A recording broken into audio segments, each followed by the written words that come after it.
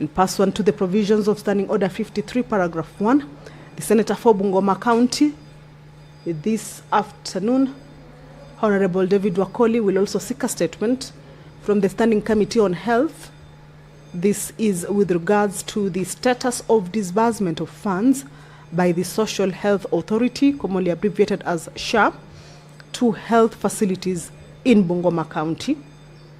The Senator for Nairobi City County, Honorable Edwin Sifuna, will also seek a statement from the Standing Committee on Health. This is regarding the onboarding of police officers, their prisons counterparts, and their dependents onto the Usalama medical cover. Nominated Senator Honorable Hamida Kibwana will also this afternoon seek a statement from the Standing Committee on National Cohesion, Equal Opportunity and Regional Integration regarding remarks attributed to the chairperson of the Ethics and Anti-Corruption Commission, EACC. This afternoon, also the Senator for Taita Taveta County, Honorable Jonas Maruma, will seek a statement from the Standing Committee on Agriculture, Livestock and Fisheries regarding the Bachuma Disease-Free Zone Livestock Center in Taita Taveta. The House about to correct. More senators have walked in. We can see the whip from the minority side. Senator for, all right, allow me to hand you over. Be orderly. Clerk, you may proceed to call the first order. Order number 1, administration of oath. Order number 2, communication from the chair. Order number 3, messages. Order number 4, petitions. Order number 5, papers. Order number 6, notices of motion. The Senate Majority Leader.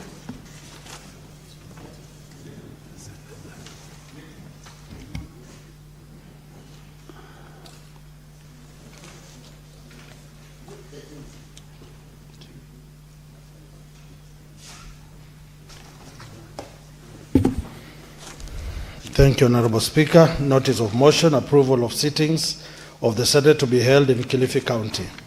Mr. Speaker, sir, I beg to give notice of the following motion.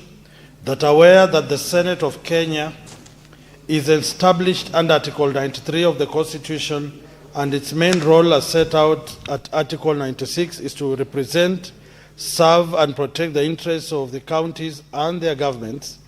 Further aware of the critical role that the Senate plays in the interlinkage between national and county level of governments, and the need to enhance the interaction between the Senate and county governments as a means of bringing the Senate closer to the counties and the general public, acknowledging the recommendation of the Senate Business Committee that a sitting of the Senate be held away from the traditional premises in Parliament buildings, Nairobi, during the term of the 13th Parliament, and the subsequent resolution of the Senate made on 8th March 2023 to hold plenary and committee sittings in the counties for a 1-week period within the month of September in every session of the 4th Senate, except during an election year, with the objective to 1.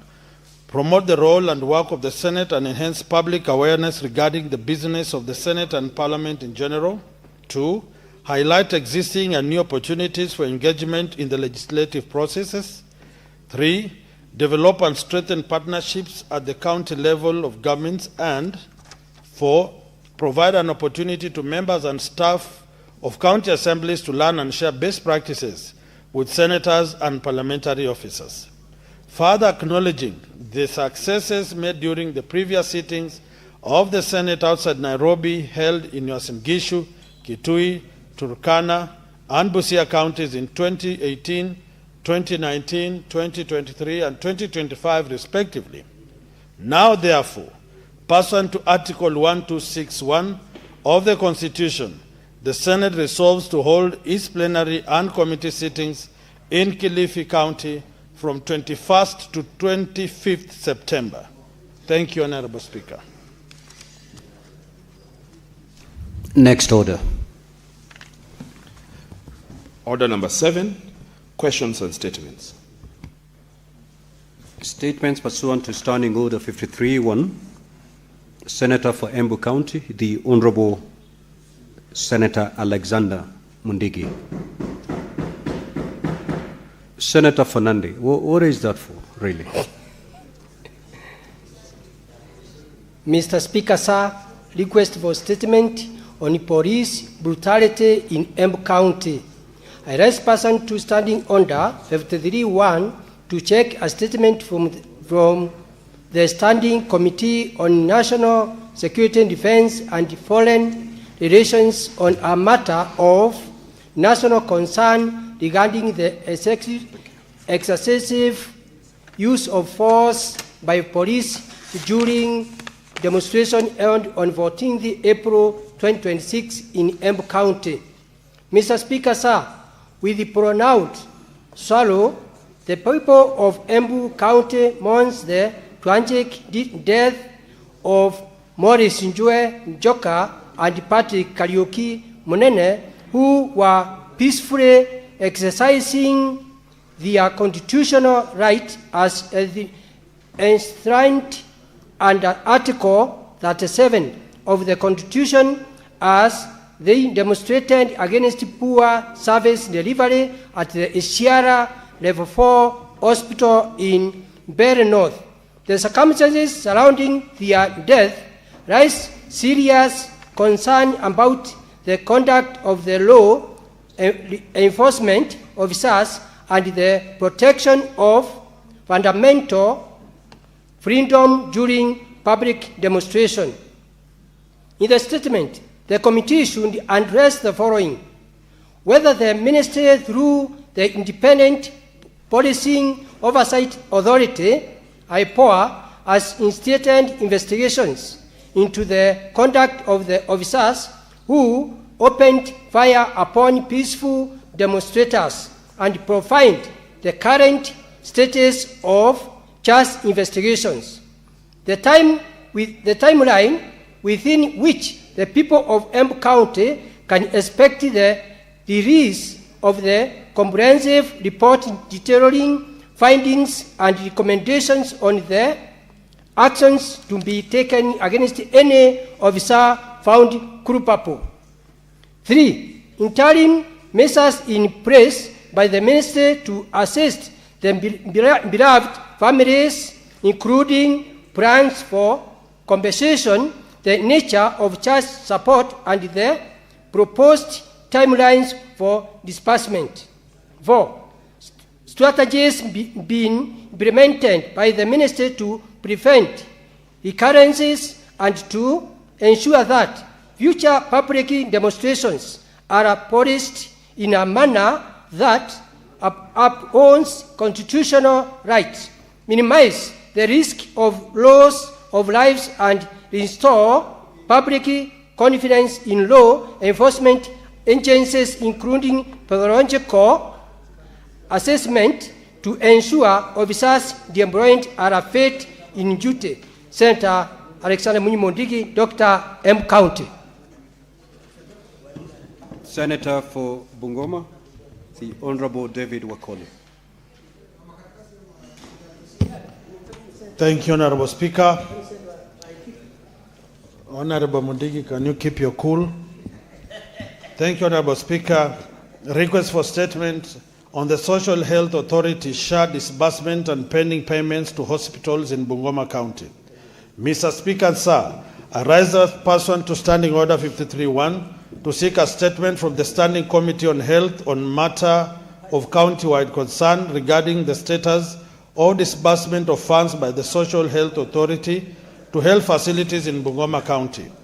In the statement, the committee should address the following. 1.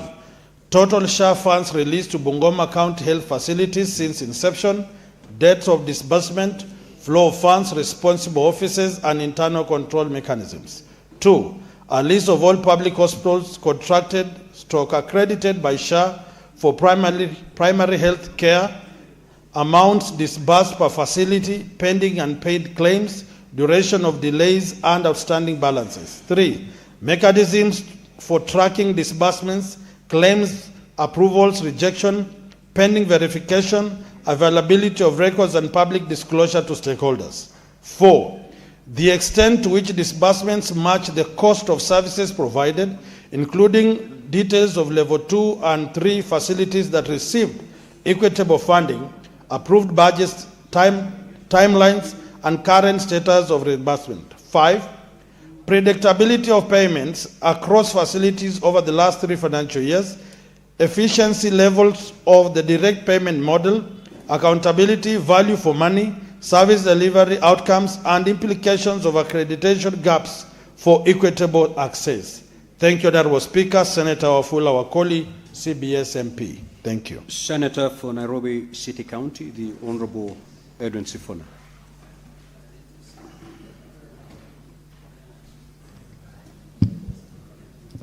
Speaker, I rise pursuant to Standing Order 53.1 to seek a statement from the Standing Committee on Health on a matter of national concern regarding the onboarding of police officers, their prisons counterparts, and their dependents onto the Usalama medical cover.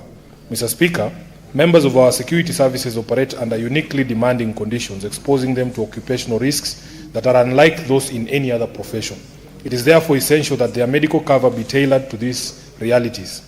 The transition from the consortium of private providers to the Usalama medical scheme must safeguard national interests by ensuring that their benefits are not diminished but strengthened. A well-supported police and prison service is the backbone of public safety, and robust medical cover directly enhances professionalism, efficiency, and morale in service to the nation. In the statement, therefore, the committee should address the following. Number 1, details of the cover frameworks for police and prisons officers under the new Salama medical scheme, including the scope of coverage, specific provisions, and any exclusions in the cover that may affect officers or their dependents. Number 2, a comparison between the Usalama scheme and the previous consortium-based cover, highlighting improvements, differences, and the rollout process to officers and their families. And lastly, Honorable Speaker, the strategies in place by the State Department for Medical Services to resolve complaints and address concerns raised by officers regarding the adequacy and the implementation of the new cover. I thank you, Honorable Speaker. Senator Hamida Kibwana. The statement is dropped. Senator for Taita Taveta County, the Honorable Maruma. Thank you, Mr. Speaker, for this opportunity to seek for a statement on Bachuma Disease-Free Zone, Livestock Center in Taita Taveta County. Mr. Speaker, sir, I rise pursuant to Standing Order 53.1 to seek a statement from the Standing Committee on Agriculture, Livestock and Fisheries on a matter of county-wide concern regarding the Bachuma Disease-Free Zone, Livestock Center in Taita Taveta County. In the statement, the committee should address the following. 1, the ownership status of the land on which the Bachuma Livestock Center is situated, with provision of the relevant ownership documents. 2, the data at the center, including stock data, cattle, sheep, goats, and other animals, and its contribution to livestock development in the county. 3, the market targets, commercial objectives, and value chain opportunities associated with the center. Mr. Speaker, I have another one on registration of elderly persons and persons living with disabilities. Mr. Speaker, I rise pursuant to Standing Order 53.1 to seek a statement from the Standing Committee on Labor and Social Welfare on a matter of county-wide concern regarding the non-registration of elderly persons and persons living with disabilities in Taita Taveta County since August 2023. In the statement, the committee should address the following. 1, the reasons for the suspension of registration of persons, of elderly persons, and persons living with disabilities in Taita Taveta County since August 2023. 2, the government policy framework governing the registration of elderly persons and persons living with disabilities. And 3, the measures in place and timelines for resumption of the registration exercise in Taita Taveta County. I thank you, Mr. Speaker.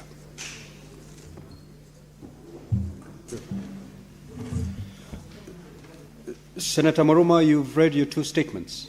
Okay. Senator Hamida, you may proceed with your statement, which has just been reinstated.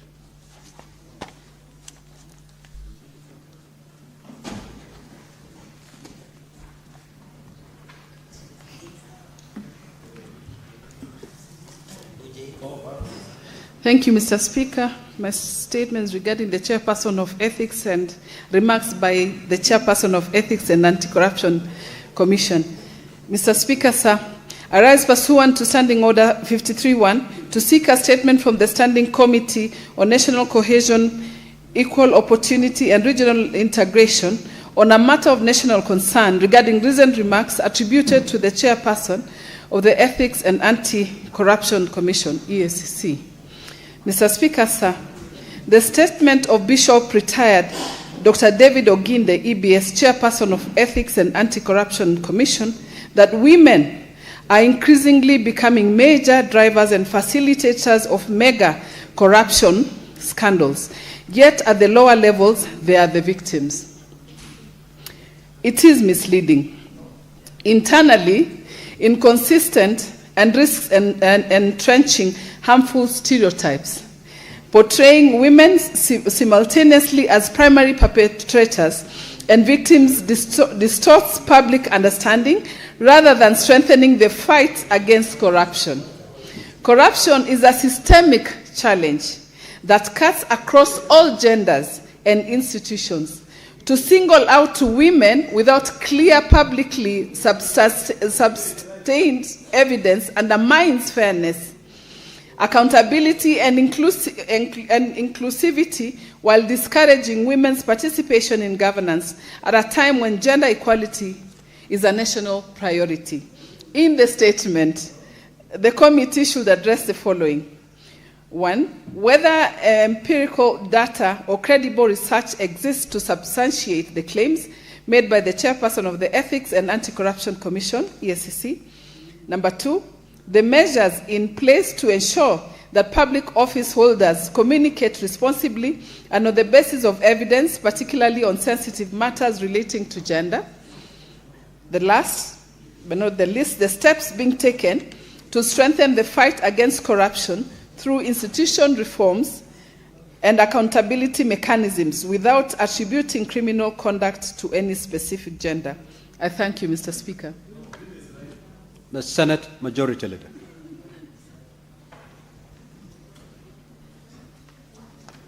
Thank you, Mr. Speaker. Bishop Oginde is right. Mr. Speaker, I rise pursuant to Standing Order number 57-1 to hereby present the business for the week commencing Tuesday the 28th of April 2026. Before I present this business, Mr. Speaker, allow me to take this opportunity to welcome colleagues back from the short recess, and I hope you had a good time of rest together with your families and constituents, and are now rejuvenated and ready to be part and parcel of the second session of the second part of the fifth session. Mr. Speaker, sir, this is the status of legislative business as of today. Today, Thursday, the 23rd of April, 2026. We have 64 bills that are pending conclusion, of which 47 are at the second reading stage, 16 are at the committee of the whole, and 1 is awaiting first reading. 14 motions are pending conclusion. 17 petitions are pending conclusion by respective standing committees. Of these petitions, 15 are due for reporting, and 492 statements pursuant to Standing Order number 53-1 are under consideration by the respective standing committees. From the foregoing, the business of the Senate is already cut out. You will note from today's order paper, Mr. Speaker, from Standing Order number 9, 10, 11, and 12 are bills that have already been debated and are now ready for division at second reading, and some of which have been on the order paper for more than a month now. Mr. Speaker, I want to urge all senators to remain in the chambers so that we may proceed and vote on these bills. I drafted this statement, Mr. Speaker, yesterday, so I am sure that today being a Thursday afternoon, the die is already cast on whether that can come to fruition. Mr. Speaker, we will aim for the usual days where we normally raise sufficient delegations for vote, and the whips who are in the House, both of them, including the majority and the minority whip, Mr. Speaker, need to help us so that we clear those bills from our order papers. At the sitting of the Senate on Tuesday the 28th, the tentative business will include business that we will not have concluded from today's order paper, as well as any other business indicated in the notice paper. The tentative business for the morning sitting on Wednesday the 29th, Mr. Speaker, will include questions to the various cabinet secretaries. Yesterday, Mr. Speaker, we had a lengthy session with the two cabinet secretaries for Interior and Health, Mr. Speaker. And I am surprised, Mr. Speaker, with how, in fact, some of the approvals, Mr. Speaker, because this includes your office as well as the clerk's table. There's a document the CS for Health tabled here yesterday, and it answers all the questions which I had the majority whip asking this afternoon. Mr. Speaker, maybe perhaps you can say the statement was approved before that document reaches the clerk's table. Next week, we will have the CS for Labor, the CS for Mining, and the CS for ICT, who will be responding to various questions by different members. In this regard, I want to request that the senators who filed those questions to the three cabinet secretaries to ensure that they are in the chamber, Mr. Speaker, because much as it is possible to request a colleague to ask a question for you, they don't have the background of why you asked that question. If you observed yesterday, Mr. Speaker, for example, when the CSs were responding to statements, or questions rather, from the people that had been asked to ask on behalf of those who drafted the questions, Mr. Speaker, after the response, you could see that those who had asked the questions were ill-prepared to ask any supplementary questions. And that's why it is important, members, that when you draft a question, find time to come and listen to the response so that you can interrogate the CS even further beyond the answers that they bring to the House. The tentative business for the afternoon on that day will include any business we will not have concluded on Tuesday. Some of the business, Mr. Speaker, that is at the second reading include the County Government State Officers Removal from Office Procedures Bill, the County Government's Amendment Bill, the Street Naming and Property Addressing Bill, County Government Laws, the National Construction Authority Amendment Bill, which is, the debate is going on. It was moved yesterday by Senator Eddy. And there are various bills that are the Committee of the Whole, which include the Heritage and Museums Bill, Statutory Instruments, County Hall of Fame, and so on and so forth, Mr. Speaker. There is also a motion, Mr. Speaker, on delinking junior secondary schools from primary schools. I don't know what that intends to achieve, Mr. Speaker, but we will listen to the wisdom of the mover, Mr. Speaker. The projected business for Thursday will include any that will not have concluded. Mr. Speaker, I'd wish also to bring to your attention that there are many bills which the Senate has concluded and are presently before the Assembly. Mr. Speaker, I'll wait for you to finish with the party leader of the ODM party, then before requesting you. No, I need the attention of the Speaker, not the House, because it is the Speaker that can resolve this matter for us. Yes, the ruling party, ODM.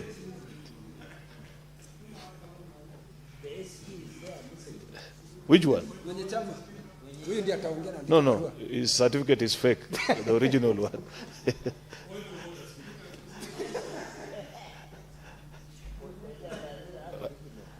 Anyway, Mr. Speaker, because this is a matter I can engage you outside, what I wanted to say to the House is that there are many bills which this House has concluded and they are pending before the National Assembly. I have today about 4 or 5 bills from the National Assembly, Mr. Speaker, which are on my desk and I have refused to process, Mr. Speaker, because the speed with which, as a House, we conclude business from our sister House is not commensurate to the speed with which they conclude business from this House, including very important business, Mr. Speaker. Even people-centric issues, like this House in 2023 passed the Tea Amendment Bill, livestock, and so many other bills that I can think of, Mr. Speaker, which up to date, Mr. Speaker, continue to struggle to find conclusion in that particular House. Mr. Speaker, I believe that you're the only one who can resolve this matter. I know you had written to Senator Moses Wetangula, the Speaker of the National Assembly. I want to plead with you, Mr. Speaker, that you treat that matter with the urgency it deserves. For example, Mr. Speaker, I know that our Justice and Legal Affairs Committee, you remember in our SBC, we are good citizens and we comply with what the courts tell us.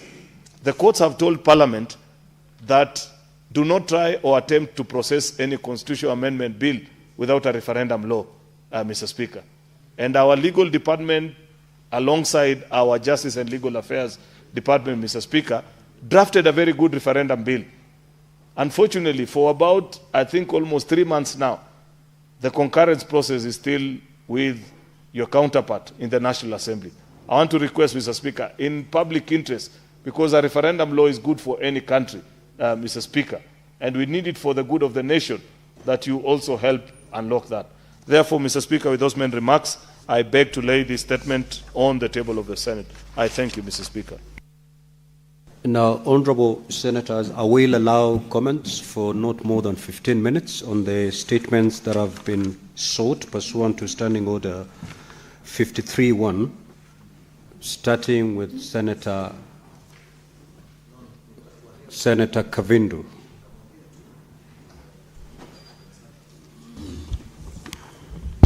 Thank you, Mr. Speaker, for giving me this opportunity to comment on the statements that has been read. And I'll start with the Senator Mwaruma's statement. Mr. Speaker, it's very important for the funds from SHA to be dispersed in good time, so that the hospitals can be able to equip their facilities with medication, so that our people can stop suffering for lack of medical services in the hospitals. Mr. Speaker, the citizens are going through very hard time. And once they pay the SHA and they go to hospital, and then they cannot receive the treatment, they cannot even be given medication, simply because SHA has not dispersed the disbursement in good time to the hospitals to be able to restock the hospitals with medication. It's very wrong and our people are suffering.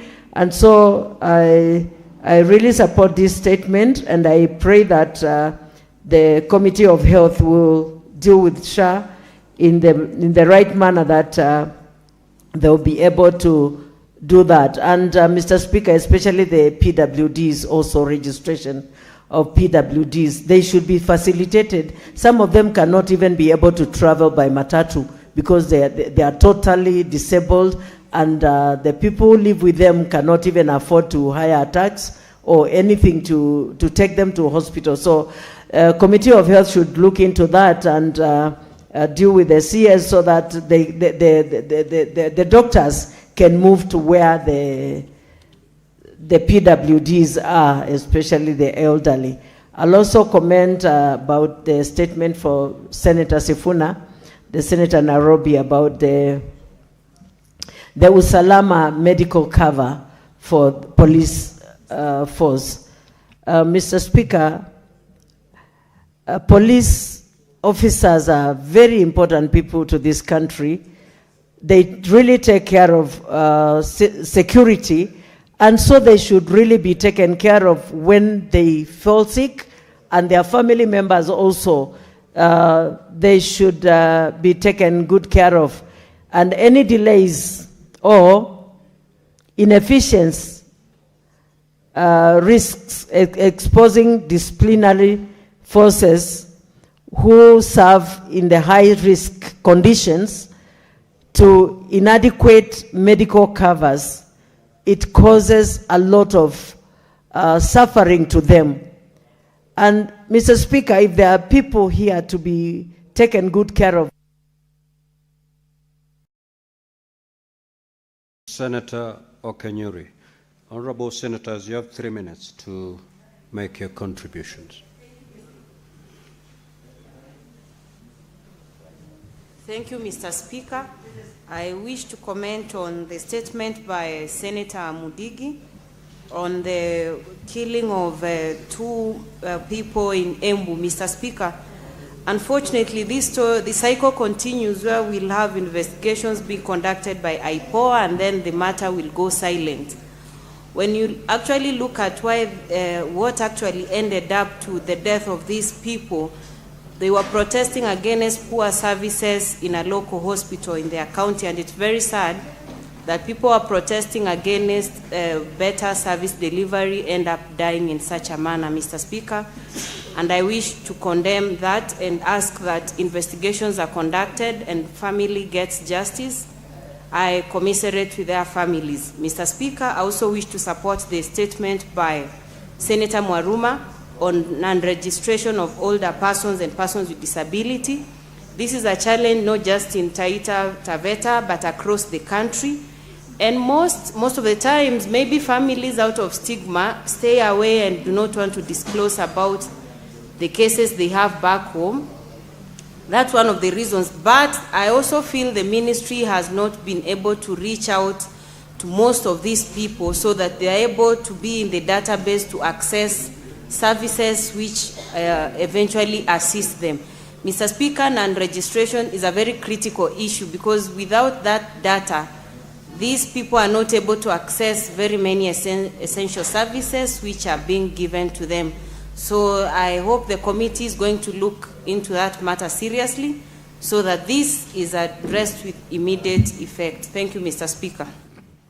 Senator Muma.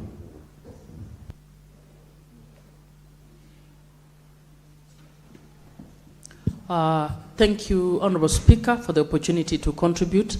Allow me to contribute to the statement by Senator Hamida. Now, Senator Hamida, I will let me not address you. My contribution to that statement, Honorable Speaker, is that the Bishop Oginde, when speaking to this issue, I read that statement a few times. My understanding was that he was raising a disappointment at the manner in which women, who I think in his view have been held in higher moral ground, are now participating in corruption. In my view, it is a genuine concern that we must, as women, we need to know that we are held at a higher standard than the rest of the people. And I've always prided in the fact that I still believe a woman does better when given opportunity in leadership. And I believe Bishop Oginde's concern was that we are now being caught up in games that are largely masculine. It is the masculine game that has brought this country to the bottom. It is the masculine leadership that has entrenched this country in corruption. It is the masculine leadership that has brought lawlessness to this country. And I think Bishop Oginde is asking us as women, the country has its hopes on you. Can you be among the ones who will have the moral ground to bring back this country to a level where there is no corruption? So in that respect, I wish to state that I personally don't take Bishop Oginde's statement as one of stereotype or renegading women, but one that is actually cautioning us that we are slipping through and getting into the habits of the men. And as women, let us heed that call and let us pull away from that space. I thank you, Mr. Speaker. Senator Kinyua.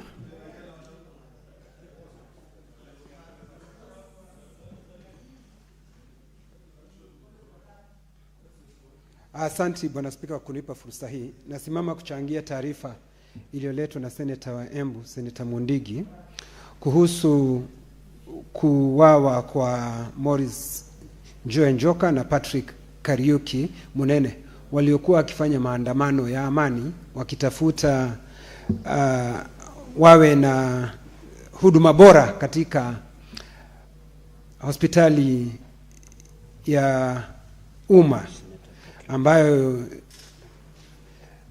huduma zake zimedorora sana. Bwana Spika, Bwana Spika, kisheria tunakubalika mtu yeyote kufanya maandamano ya amani wakitaka huduma ziweze kuimarishwa katika ile hospitali yao ya ishara.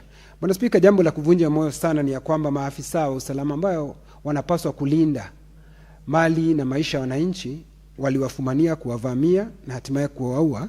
Kwa hivyo kamati ambayo inahusika inapaswa iliangazie hili jambo, Bwana Spika, kwa sababu limekuwa ni jambo la mazoea kwa maafisa ambao wanapaswa kulinda mali na maisha ya wananchi kuwavamia na kuwaua wananchi wale wale ambao wanaolipa ushuru, Bwana Spika. Lakini Bwana Spika, yote 9-10, ninaposoma taarifa hii ninaona ya kwamba huduma zimedorora katika hii hospitali ya ishara, na tumekuwa tukisema mara si moja ya kwamba magavana wamezembea katika kazi zao. Lakini Bwana Spika, ni kinaya kwa sababu nimekuwa nikimsikiza seneta mwenzangu akisema vile ambavyo governor wa Embu amelivalia swala njuga kufanya maendeleo pale Mbere. Bi Spika, kwa hivyo ni kinaya kwangu, na kwa hivyo ningependa kusema ya kwamba kamati itakayohusika iliangalie hili jambo la maafisa wa usalama, badala ya kuwalinda wananchi ni kuwapiga risasi na kuwaua. Bwana Spika, vile vile kuna taarifa ambayo imeletwa na seneta wa Nairobi kuhusu bima ya matibabu ya maafisa hawa usalama. Bwana Spika, tukiwa tunaangalia taarifa ile, Bwana Spika, ni vizuri tujue askari wetu wanafanya kazi katika maswala ama katika sehemu ambazo ni ngumu zaidi wanapofanya hii kazi yao, Bwana Spika. Kwa hivyo bima hii inapaswa ishughulikie maslahi yao, ikizingatia kwamba kazi wanayoifanya si kazi ya kawaida kama wale watu wengine, Bwana Spika. Wanafanya kazi kwa masaa mengi, wanafanya kazi ambayo inahatarisha hata maisha yao. Kwa hivyo hii bima inapaswa iangazie familia zao, wakijulikana kwamba maafisa wa usalama wanafanya kazi ambayo ni tofauti kidogo na kazi nyingine ambayo inafanywa na nchi wa Kenya, Bwana Spika. Kwa hivyo nataka kumpongeza seneta wa Nairobi, hata ijapokuwa hawa wanawatushutumu maafisa.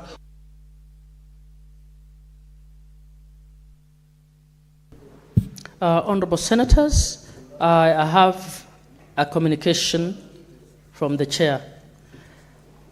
Honorable Senators, I would like to acknowledge the presence in the Speaker's Gallery this afternoon a visiting delegation of lecturers and political science and international relations students from the Catholic University of East Africa in Nairobi City County.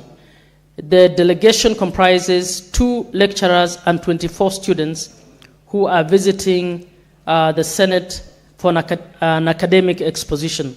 On behalf of the Senate and on my own behalf, I extend a warm welcome to the delegation and wish them a fruitful, enriching visit. I thank you. I also wish to recognize, to read a second statement. Honorable Senators, I would like to acknowledge the presence in the public gallery this afternoon of a visiting delegation of students from East Africa Pentecostal Church, Mwichiung, Sunday School, and Meru County.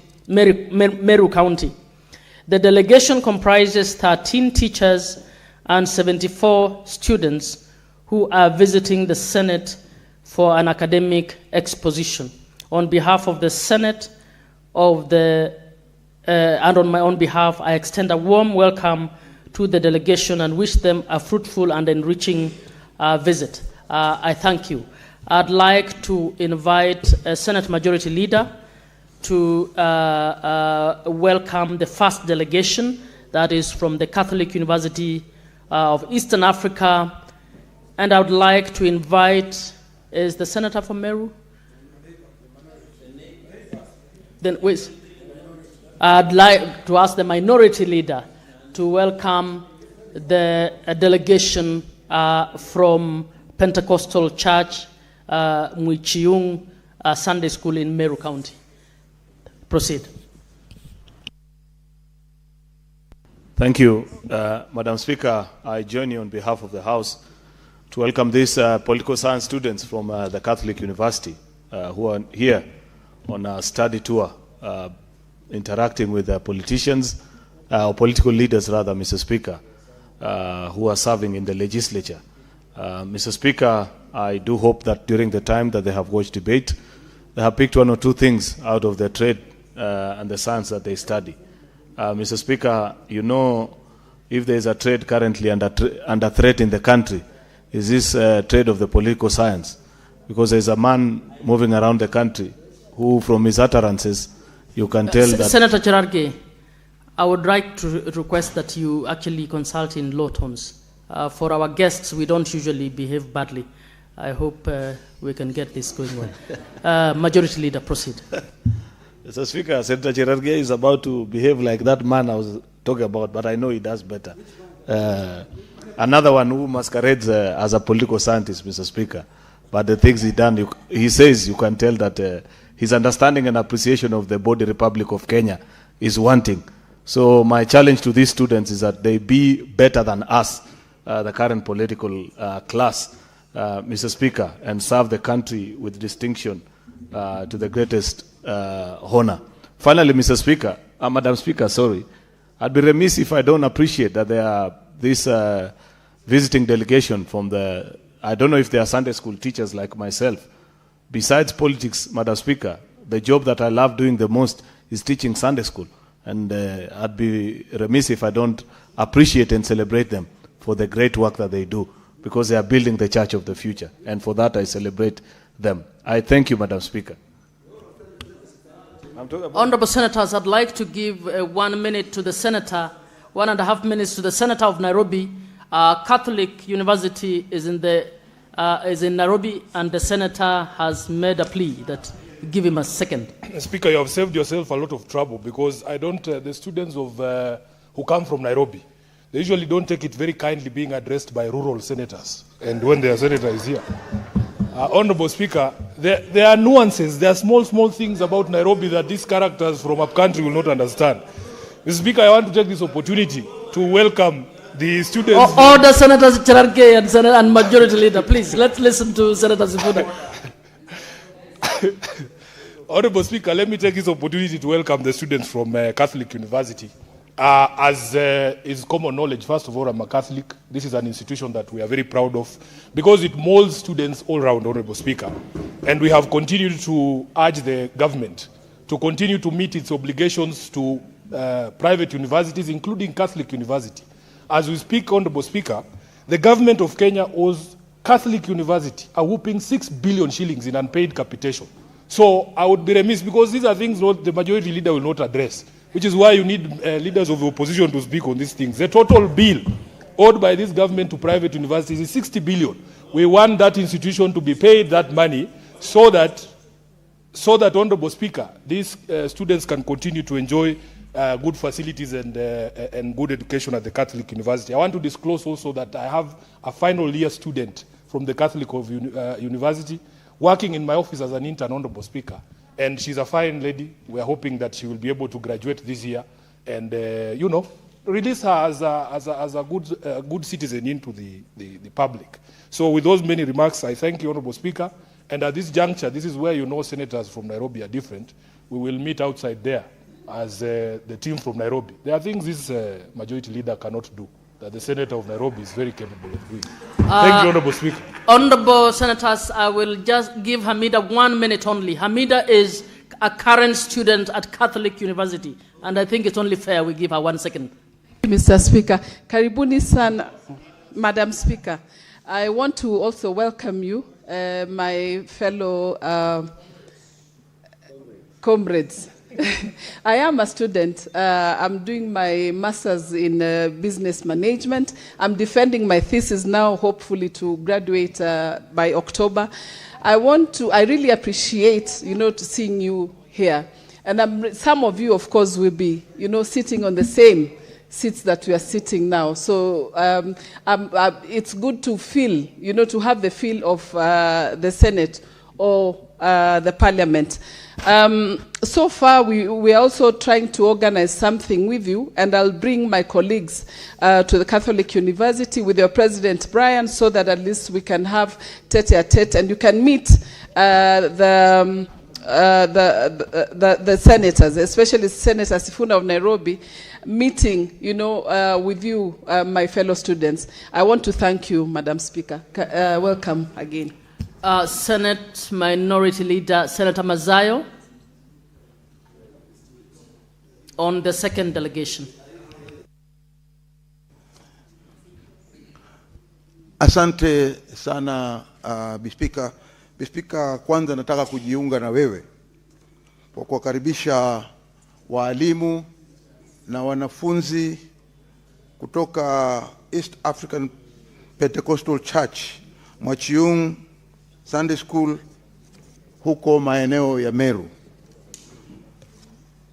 Kuwakaribisha kujiunga na wewe ni kwamba nataka hawa wanafunzi wamekuja hapa, wamejionea viongozi katika bunge la Senate, wakiwa hawa ndio maseneta wa Kenya, na nina hakika katika wale ambao wamekuja hapa kama wanafunzi watajifunza mengi, na wameona, na ninajua azma yao ya kwamba pengine katika maishani wengine wetu sisi tukiondoka hapa tunataka kuona ya kwamba hao wanafunzi kutoka Meru wengine wamekuwa masenators na wamekuja hapa. Hiyo ni ndoto ambayo mnaweza kuikamilisha katika maisha yenu, na kujeni kwenu hapa kumeweza pia vile vile kuwafundisha mengi, na mkitoka hapa najua mkirudi nyumbani mtaongea na wenzenu na jamii zenu, na nina hakika katika mafunzo hayo mtaondoka hapa na moja ama mawili ambao mmejifundisha yataweza kuwasaidia katika siku za usoni. Asante sana Bispika kwa kuniambia niweze kukaribisha hawa wasichana ama wavulana wakiwa na mashemegi zangu, kwa sababu mimi nimeoa Meru, na sasa hawa wakiwa hapa mimi najifurahia sana. Mkiona shemegi yenu, baba yenu ama ndugu yenu akisimama hapa, mjue pia nyinyi mnaweza kusimama mahali kama hapa. Asanteni sana. We now go back to the statements, and I have Senator Okech.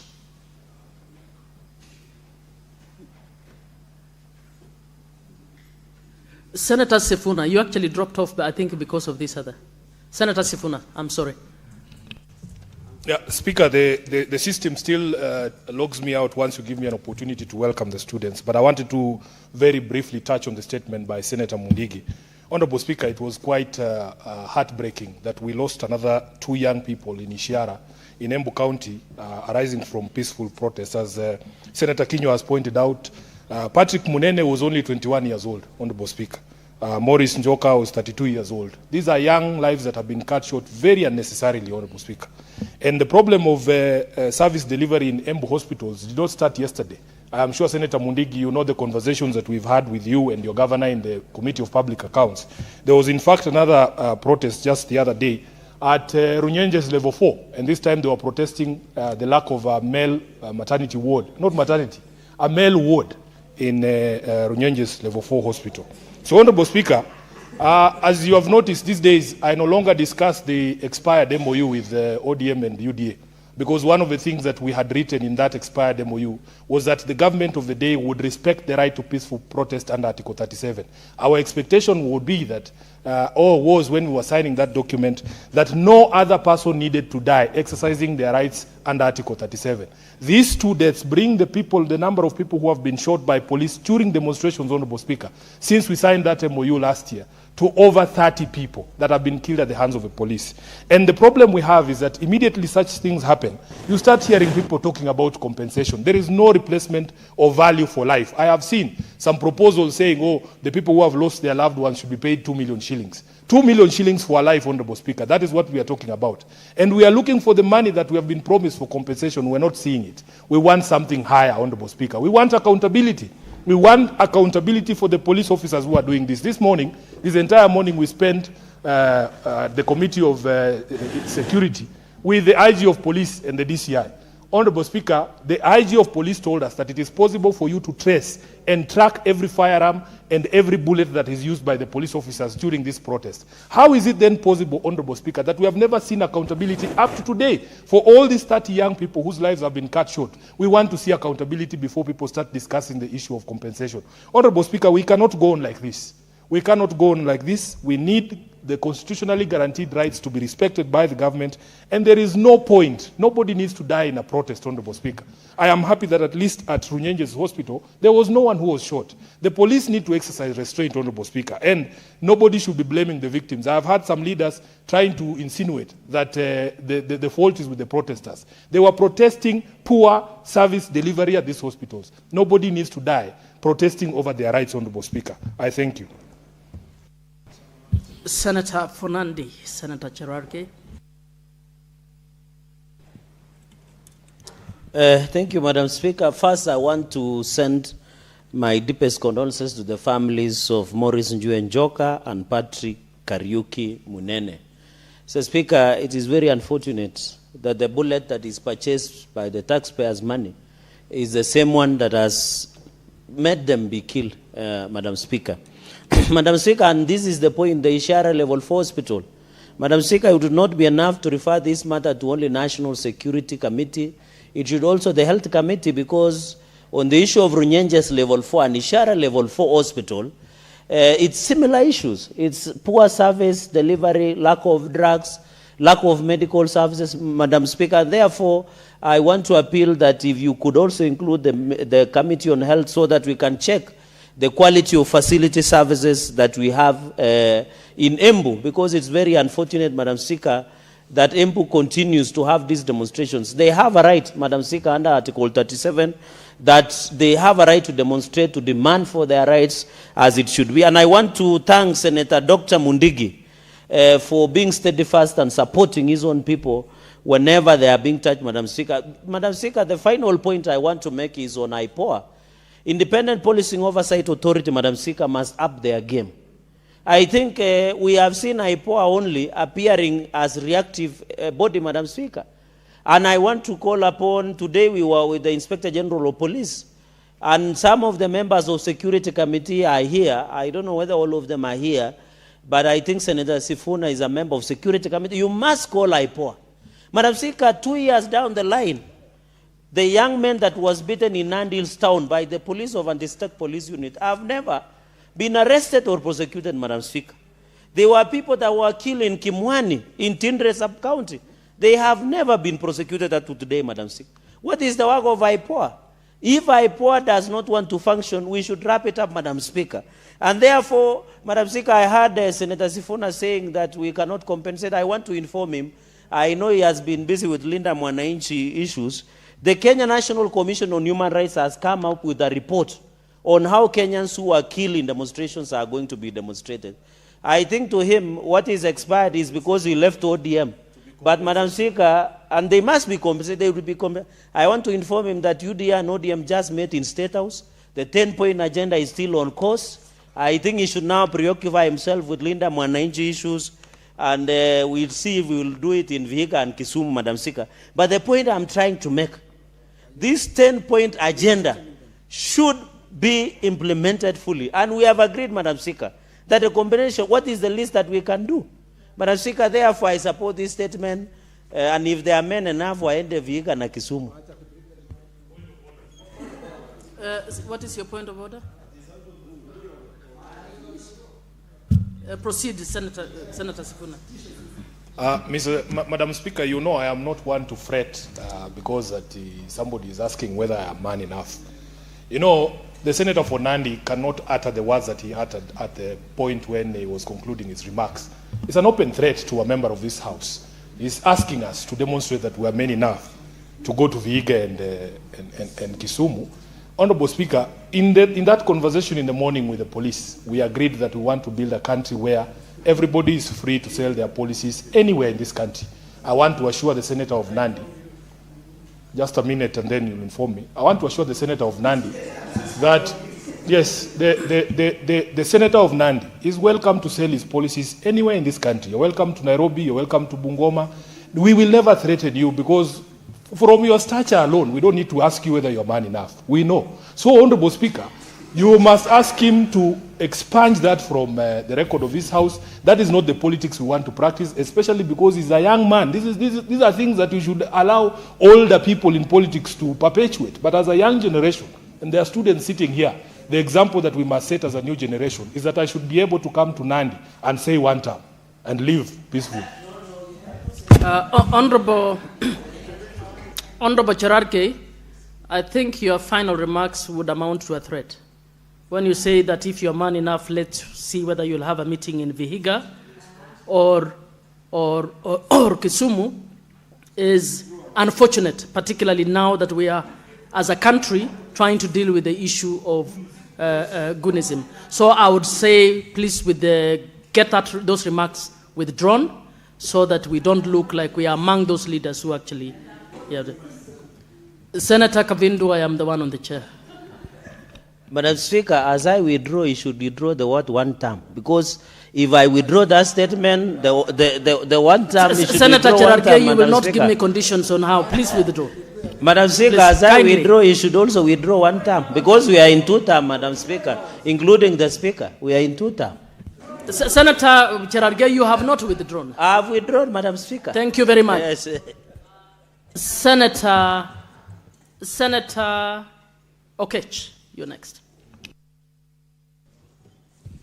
Madam Speaker, I also wanted to thank you for this opportunity. I also wanted to just add a voice on the statement by Senator Mudigi on the issue of police brutality in Embu County. And Madam Speaker, I think this is a dichotomous issue.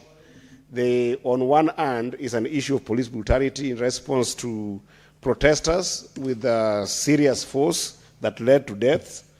And I want to, first of all, just take this opportunity, Madam Speaker, to say sorry to the families of Maurice Njue and Patrick Kariuki.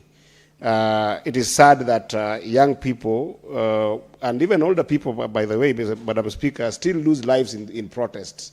But Madam Speaker, it's also very important to highlight the cause of this protest, because the cause of this protest, Madam Speaker, as indicated, was that in Ishiara Level 4 hospitals, there has been an ongoing serious, poor services that we keep on seeing. And I have worked tirelessly in the committee of CIPIC as the vice chair. And this is something that we have raised time without number, because level 4 hospitals in Embu County, as well as level 5, Madam Speaker, have had serious problems. So there is an issue here that we must address of service to our people in these hospitals that now even hesitates our people to go to the streets. I've seen this even in Migori County, Madam Speaker, and I've raised it in this house time without number.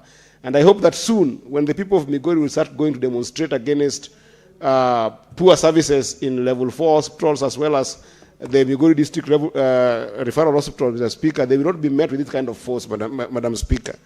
And it is important, Madam Speaker, that this committee must actually be able to call IPOA to tax, Madam Speaker, because the investigations against this kind of brutalities, especially where fatalities have emerged to the extent that people have lost lives, and we keep on seeing, time without number, these investigations going on and on and on, yet the police that commit this kind of crime are just within our borders. The best that sometimes we do get, Madam Speaker, is that sometimes a police officer will be taken away from Meru, and then that police officer is taken maybe to Migori, or taken away from Meru and taken to Turkana in some hardship places, as if that transfer is even commensurate to the kind of damage they cause to these families that go years and years mourning their beloved ones, Madam Speaker.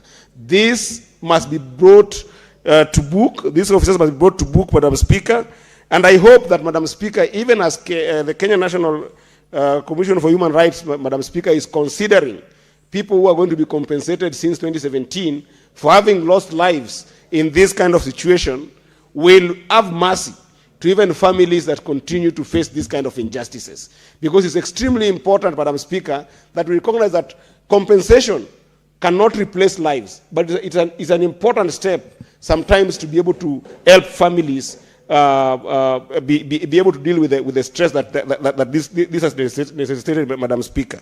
And lastly, Madam Speaker, I also want to say that from the profile that I've seen from these families, Madam Speaker, it is very important that the government of the day, especially the national government, where these police officers are immune to arrest and immune to punishment, must also have mercies on these families and be able to help them deal with the stress that comes with this kind of grief. Not only during the time of dealing with funerals, but even in the gaps that they will leave, perhaps with their families not being able to go to school and not being able to deal with their day-to-day survival, Madam Speaker. So I strongly support this, but it is high time, as a country, we must put an end to police brutality.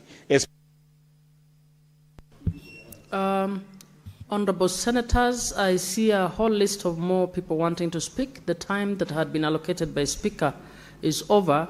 What I will do is allow maybe just 2 minutes each for those. I will give a space. Senator Abbas, please. Thank you, Honorable Speaker. Madam Speaker, I want to also join our colleague, Dr. Mdiki, for the unfortunate situation that has taken place in Embu. Madam Speaker, we have a similar case where a young man has been shot at a barrier in Garissa some 2 days ago. And this is the second incident in Garissa now. The very police officers who are supposed to guide the lives of people have become now the criminals shooting people, which is a very unfortunate situation. Madam Speaker, they could have their own problems, but I think that they should not release their tensions, killing people, innocent people. Honorable Madam Speaker, I also want to condole the family also, both for Garissa family and Embu who lost their young ones. And I want to tell them it is a high time this country has to have a conversation on how best we can be able to handle these behaviors of our police officers. Because this country now has been taken over by goons, and police officers are killing people the way they want to do, have been killing and trigger-happy officers. I think it's a high time that we need to contain this situation and take action against all these officers. One other thing is, Madam Speaker, when an officer kills somebody, a Kenyan citizen, the officer is being moved immediately, either being transferred or hidden somewhere, and then the police say that we're looking for him. How do you look for somebody? He can be arrested immediately. Immediately that somebody kills somebody, he should be arrested and taken to court. Thank you, Madam Speaker. Senator Asige. Thank you very much, Speaker. I would like to also make a comment on the statement made by Senator Mwaruma on the non-registration of persons with disabilities in Taita Taveta, and of course, as we know, this is something that is happening all across our counties. Madam Speaker, it's really unfortunate that it is actually official that Cabinet has confirmed that they're knowingly delaying the rights of people with disabilities in the country. And if you listened, even in our meeting in Naivasha as senators, during the Senate Assessment and Planning Retreat, I remember I asked for CS for Health, how disability rights are being applied and operationalized. And his response was astounding, that the Cabinet is still thinking about it, he said. They want to bring the law back and persuade parliamentarians that implementing the disability rights that we envisioned is controversial amongst the Cabinet. That's what he said. He didn't give any timelines, no plans, and no apologies. That response, Speaker, confirms what we as PWDs have felt all along, that disability rights amongst this state is treated as charity, as a suggestion. as a, we'll think about it. Madam Speaker, this is absolutely wrong and is in direct violation of our constitutional rights as people with disabilities. And what Senator Mwaruma has said is supporting exactly what I had feared all along. Madam You Speaker, have 40 seconds more. Speaker, when we passed that law in this House, as well as Parliament, the Assembly, we were hoping that the state would actually do something about it. But a year later, this year, May, will be a year after, they have done nothing. There are 8 million people, Majority Speaker, with disabilities in the country, according to WHO. But only 900,000 have been actually recorded in the country. That means that there are over 7 million PWDs that are not recognized by the state. No voter registration cards, no ID cards, no disability cards. They are completely ignored by the state. And all we want is to be recognized and our rights and freedoms to be appreciated and given to us because we are full and functional members of this citizenry. I thank you. Senator Wakoli. Asante Mheshimiwa Spika kwa nafasi hii. Kwanza ni kujiunga na familia ambazo na hoja ya Mheshimiwa Mundigi, Daktari Mundigi, Senator wa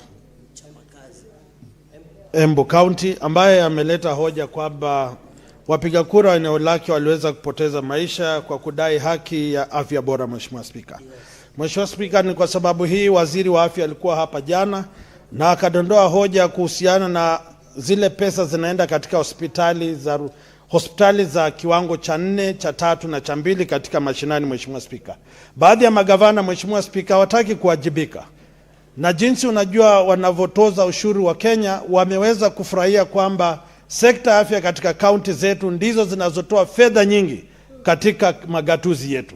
Sasa ni kusema kwamba fedha za wagonjwa ni tamu, lakini kuwatibu wagonjwa ni donda sugu. Mheshimiwa Spika, sasa lazima tuwaombee magavana ili waache kumezea mate pesa za wagonjwa na washiriki katika hatua za kuwatibu wagonjwa hawa.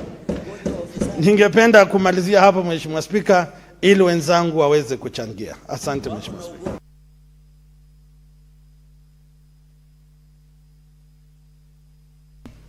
Senator Mogeni.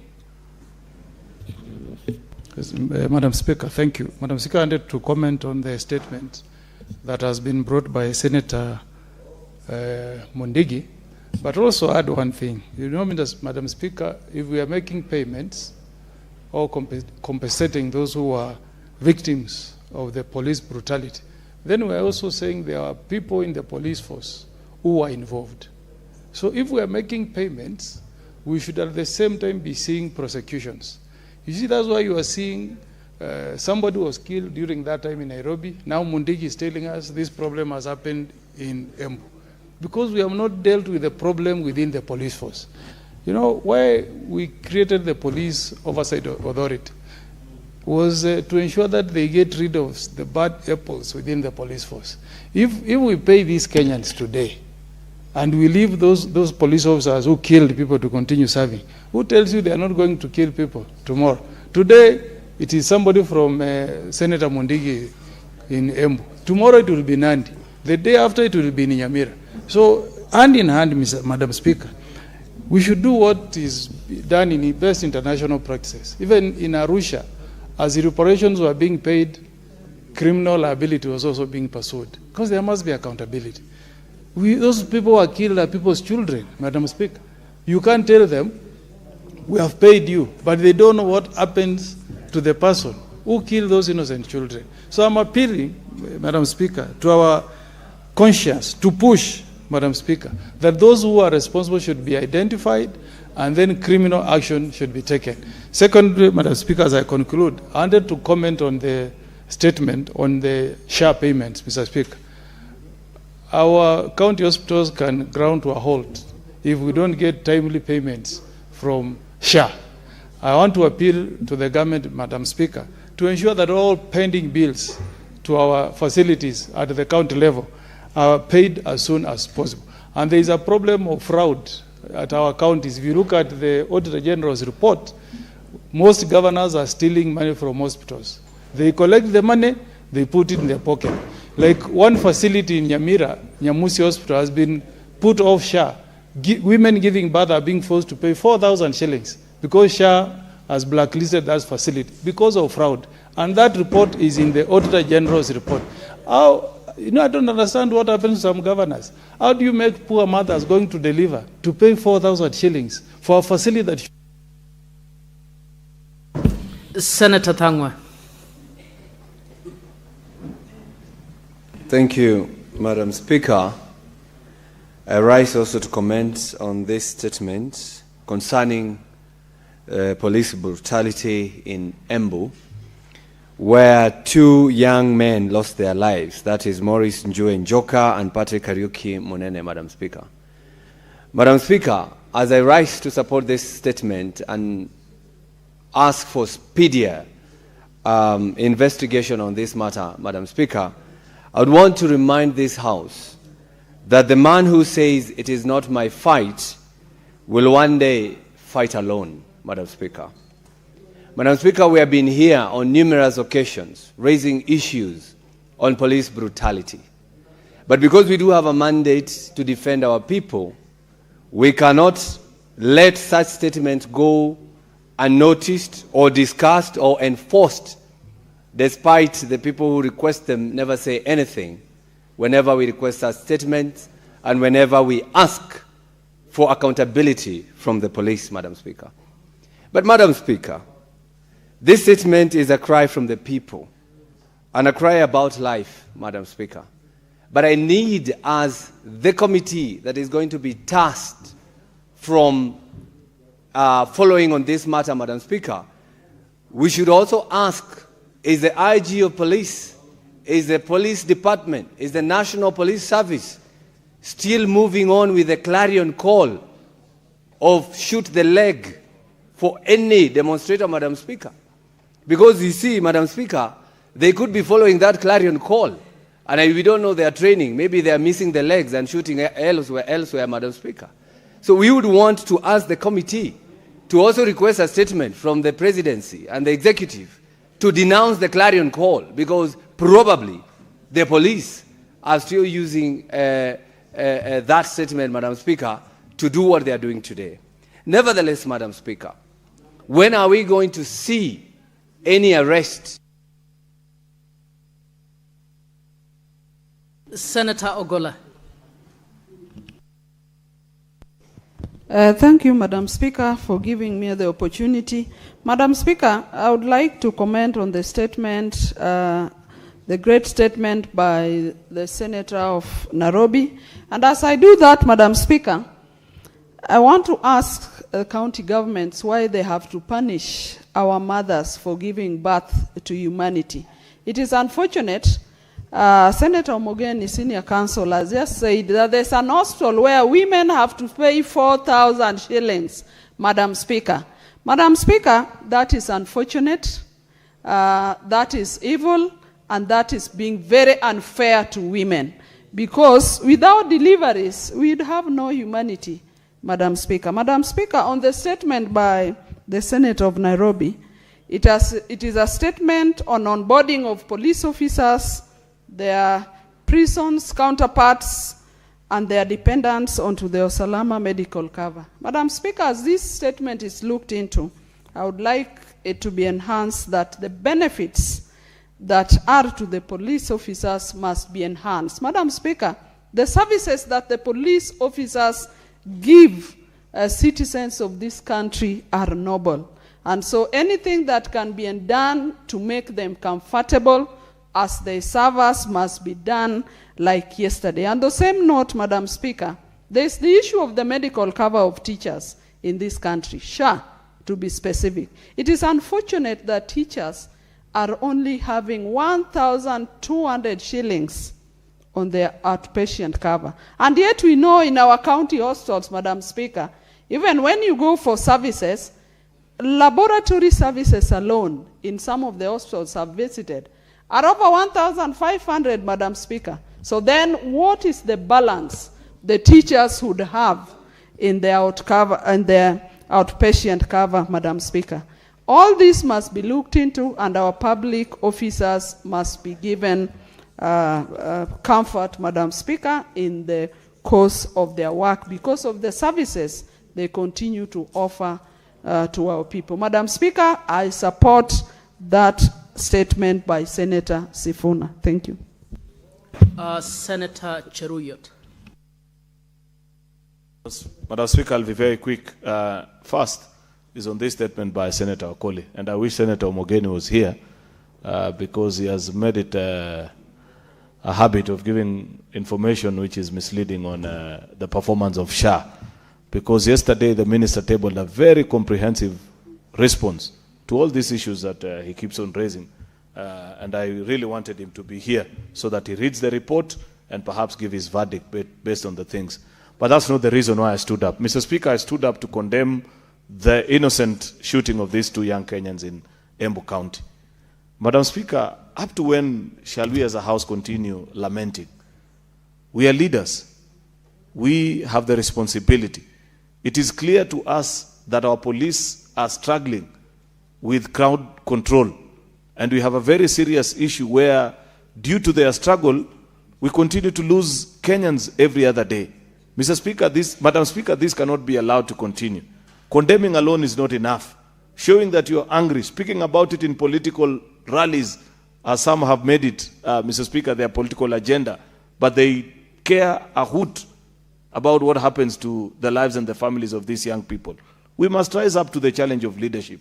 We must ask ourselves, as Parliament, as a Senate, what is it that we can do about this particular menace, Madam Speaker, so that we put it to a stop, so that no other Kenyan ever loses their life. Many of us, Madam Speaker, myself included, used to participate in protests as university students, as activists, Madam Speaker. But the police at that particular time, though you could see that there was obvious struggle, as is the case right now, Madam Speaker, it never used to result in the number of deaths as we are seeing in the latest statistics, Madam Speaker. Therefore, is it a question of training? Is it capacity? Is it lack of crowd management equipment? What is it? We must sit down as leaders, Madam Speaker, in a bipartisan way and find ways, have a conversation with the leadership of the police service and speak to each other like Kenyans and ask themselves, what is it that is leading to this kind of mess, Madam Speaker? Therefore, I will be proposing to the House, and I want to challenge those, Madam Speaker, who perhaps feel the need to rise to the challenge of the day, Madam Speaker, that we need to sit down in a room, away from the cameras, Madam Speaker, but as leaders to consider. Honorable Majority Leader, that is a very good proposal. I hope you'll follow it too, through to the end. Next order. Order number 8, the National Construction Authority Amendment Bill, Senate Bills number 15 of 2025, second reading, resumption of debate. Senator Eddie Okech, you have a balance of 50 minutes.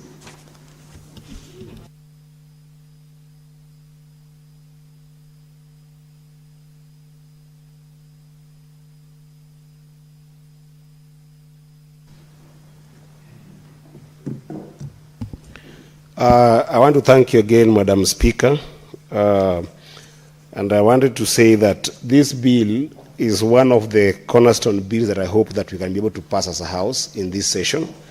And I hope that in the spirit of what the Majority Leader said, that if it is possible to put pressure on the National Assembly to actually be able to churn out some of our bills the same way we are churning out some of the bills from the other side, Madam Speaker, it will be very critical.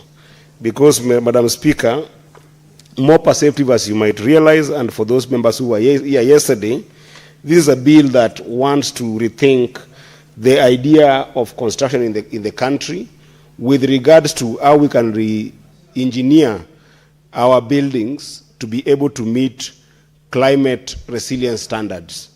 Madam Speaker, this is a bill that also attempts to be able to bring about regulations regulations and some authority in the National Construction Authority to be able to redesign and rethink the National Housing Code that we have so that we can start retrofitting our buildings and our general construction in the country to meet the global standards of dealing with extreme effects of climate change.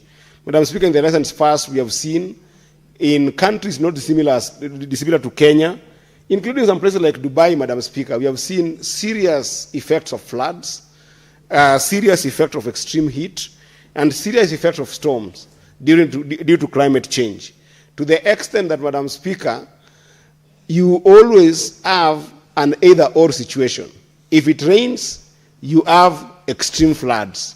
There is nothing like moderate, precipitation. And if it doesn't rain, you have got extreme heat, Madam Speaker. And sometimes when people look at places like Europe, and even sometimes in the United States, I start seeing wildfires because of extreme heat, it looks so far-fetched from us as a country, to the extent that some people might think that this is so way removed from us. But if it is anything is to go by, Madam Speaker, is just the flooding that we have seen in Nairobi in the recent past and across the country, Madam Speaker, to the extent that the torrential rains that we have seen in this country affected us so much that it completely disrupted the lives of our people. And there is need to recognize that climate change is real, and we must be able to go to the global standards when we start thinking about serious building in our country, Madam Speaker. And the reason why this is important, Madam Speaker, we have seen that since 1962, there hasn't been proper and critical analysis in terms of our building code. Our National Housing Code, Madam Speaker, is one that is wanting. And therefore, there is importance in terms of rethinking climate change from an angle of adopting adaptive building codes in our country. This is what this bill seeks to look at.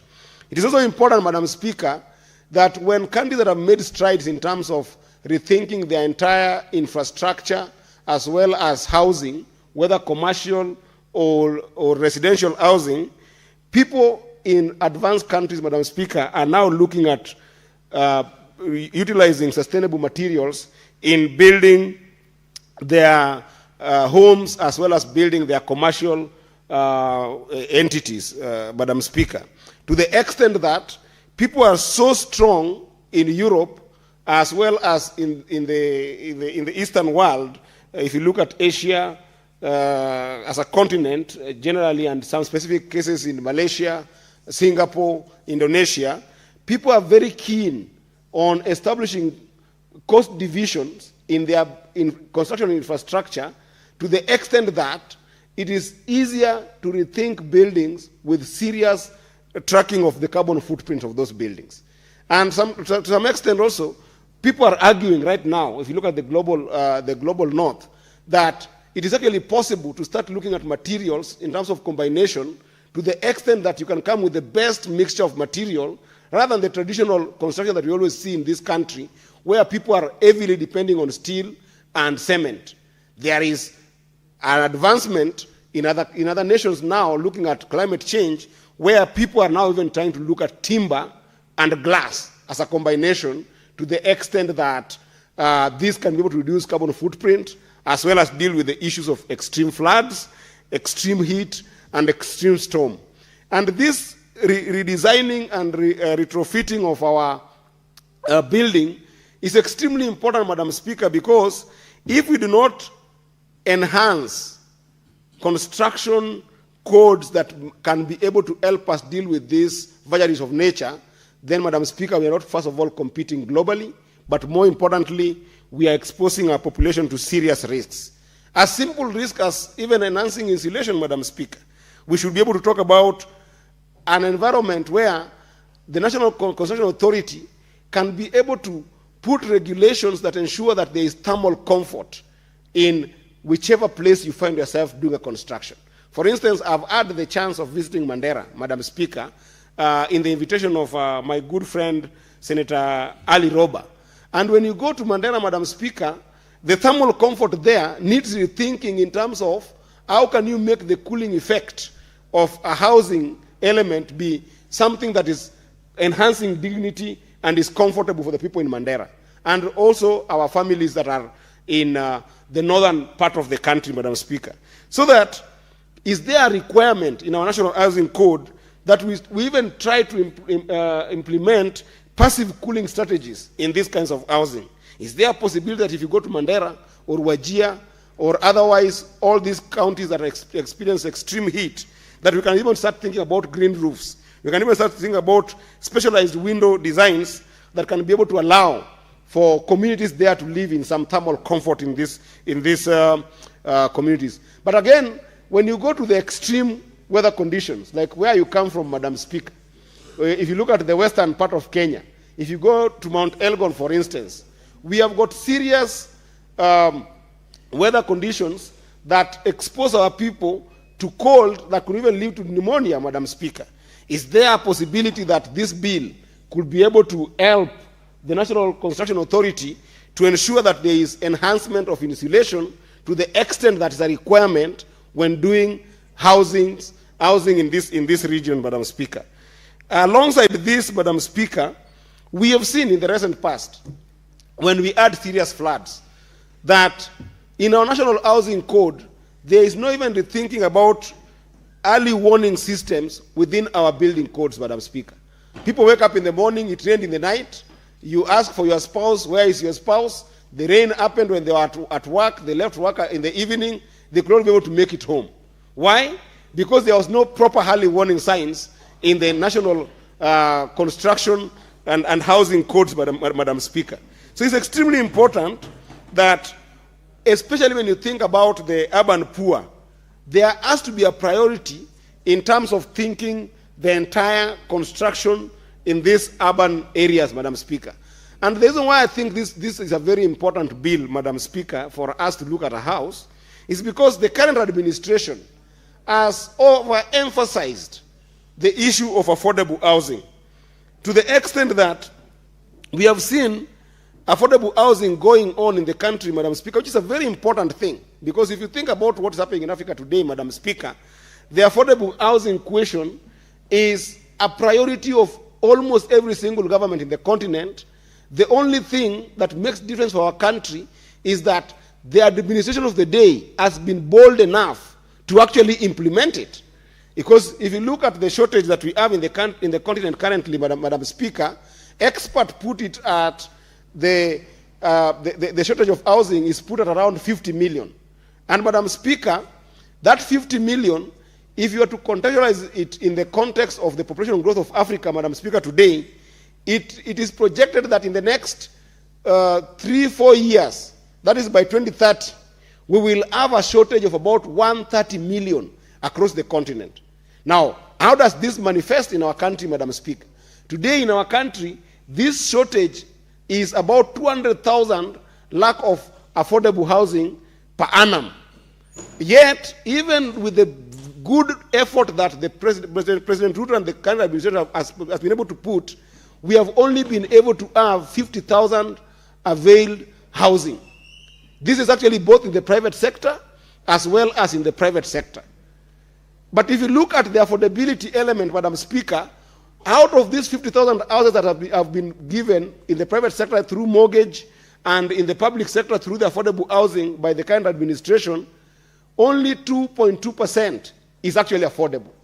So there's a crisis here because we have a serious urbanization that is going on in the country to the extent that even our counties, which is our role to be able to actually align national policies with what is happening in our counties as a priority. In our counties, Madam Speaker, the county that is urbanizing the least, can you imagine, the county that is urbanizing the least is urbanizing at 4.4% per year. So the urban poor is always going to grow in terms of affordable housing. And that affordable housing cannot continue going on when there is no clarity in terms of how climate resilience is mainstreamed in the housing infrastructure. It's extremely important. And therefore, as this program of affordable housing is going, we would want to see a bill that can be able to help the national government and the county government rethink the entire housing code, Madam Speaker, in terms of that design and construction that will make sure that even as you construct houses, Madam Speaker, and as you construct buildings, you are using materials that will be able to ensure that climate change is not an issue that keeps on affecting our people. A simple thing as what is the required foundation for some of these non-elevated areas in our country that we see mushrooming populations that are not well done. They are haphazard in the counties. Who will be able to help us regulate this kind of housing, Madam Speaker, if not this kind of law? Because even where we have got serious flooding, if you have got a housing code that requires a bare minimum kind of foundation to be put in place, kids will not be waking up in Madare or waking up in Kibra or even in Kabuto in Migori County, where I come from. People will not wake up that because it has rained, somebody wakes up with their house flooded and they cannot be able to survive. And Madam Speaker, Mr. Speaker, I have even seen in this recent past that this does not only affect the residential places.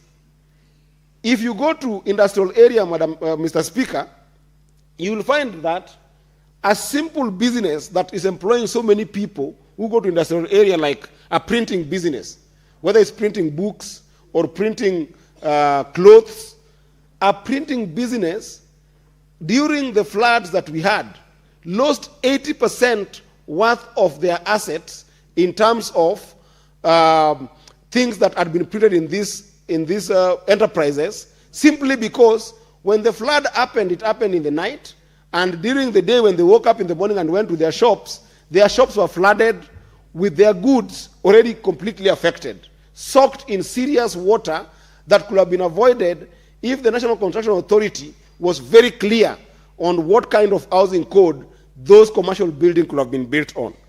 And Mr. Speaker, it is also important to say that this bill will also be looking at the possibility of rethinking our infrastructure development in the context of the entire construction mechanism. Because let's face it, while you can do amazing buildings, Mr. Speaker, if you do not address the issue of proper drainage in Nairobi and proper drainage in our urban areas in the midst of construction, you are always going to face these climate hazards that we keep on facing, like what we see with the floods. We have seen this even in simple design on how waste management should be done. You cannot find a primate city today in the world, because now Nairobi is a primate city. You cannot find a primate city in the world, Mr. Speaker, that there is no proper focus on circular kind of consumption and circular control of waste management.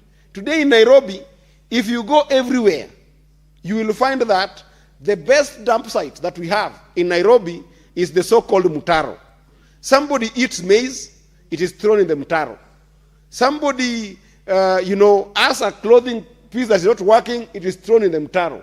Somebody has any kind of waste, mutaro becomes their easiest dump site. What happens when this kind of rains happen? It goes without saying that the backlogs that happen in these mutaros end up affecting the entire drainage. So there is need to rethink and to retrot the entire infrastructural development in our major urban areas as we think about our national construction codes in this country, Mr. Speaker. We have also seen, Mr. Speaker, that the dangers that we're even facing now, we have got a number of pilots here. Like Senator Roba is a pilot, Senator Chute is a pilot. They will tell you that climate change is now even affecting extreme weather patterns when you go to our major airports, to the extent that sometimes approaching major airports, if you do not allow for proper dynamics of wind to these airports with the kind of buildings that we are building across the airports, Mr. Speaker, you could have extreme weather conditions that, coupled with poor housing codes that do not honor zoning, you can end up having a very big problem. And Mr. Speaker, you remember just in a few weeks ago, we had a member of this House, again, I don't know why problems keep on facing him, on a lighter note, but he was in a flight that crashed, landed in Wilson. And if you look at runway 32 in Wilson, Mr. Speaker, it is being affected during extreme weather conditions because of lack of observance and adherence to serious zoning codes that have been placed in Nairobi and serious zoning codes that have not been reviewed in the entire urban area since 1962.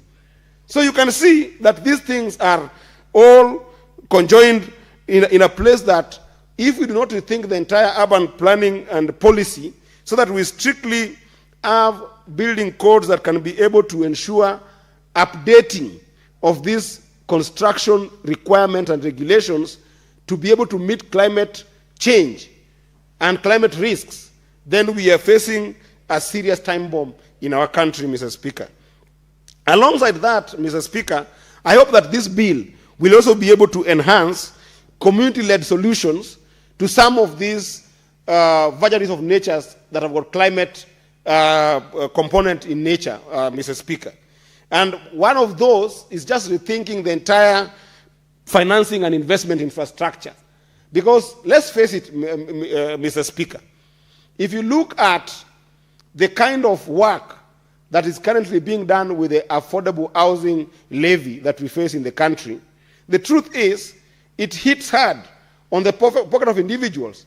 It shrinks the disposable income that our people have to the extent that it will be almost impossible to actually be able to achieve, the supply of almost 200,000 units that is needed in this country. Therefore, we still need to engage our communities to make sure that we have some financing solutions in terms of private loans and sometimes even civil society financing mechanism that can be able to allow these communities be able to acquire financial aid that can be able to allow them be able to get affordable housing as well as in their own ways be able to implement some of these climate resilience proposals that are in this bill.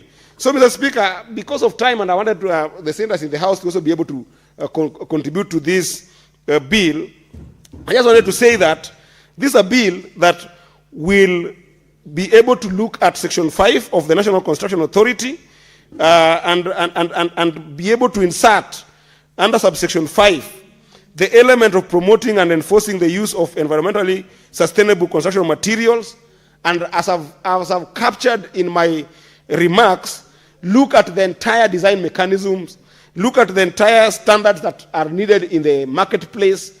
If you have got standardized ways of having policy response to climate change, Mr. Speaker, then you can go without saying that the practices that are required in the implementation of those standards, Mr. Speaker, will actually be able to help us respond to the climate change risks that we are facing, Mr. Speaker.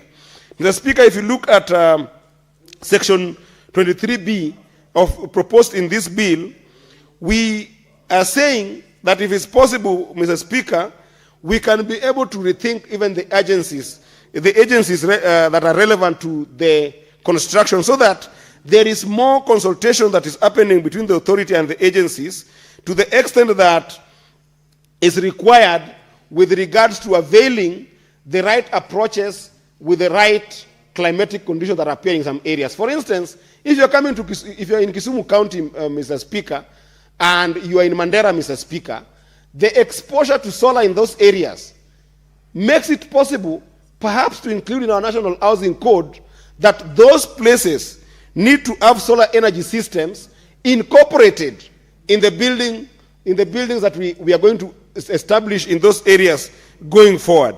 But if you're coming from some zones that perhaps need cooling systems, it goes without saying that it will be important for us to be able to insert in this kind of law a requirement that will be able to allow a cooling effect or cooling mechanisms and designs in those areas that are facing more serious problems. So, Mr. Speaker, there's a whole new schedule that we are introducing in this act.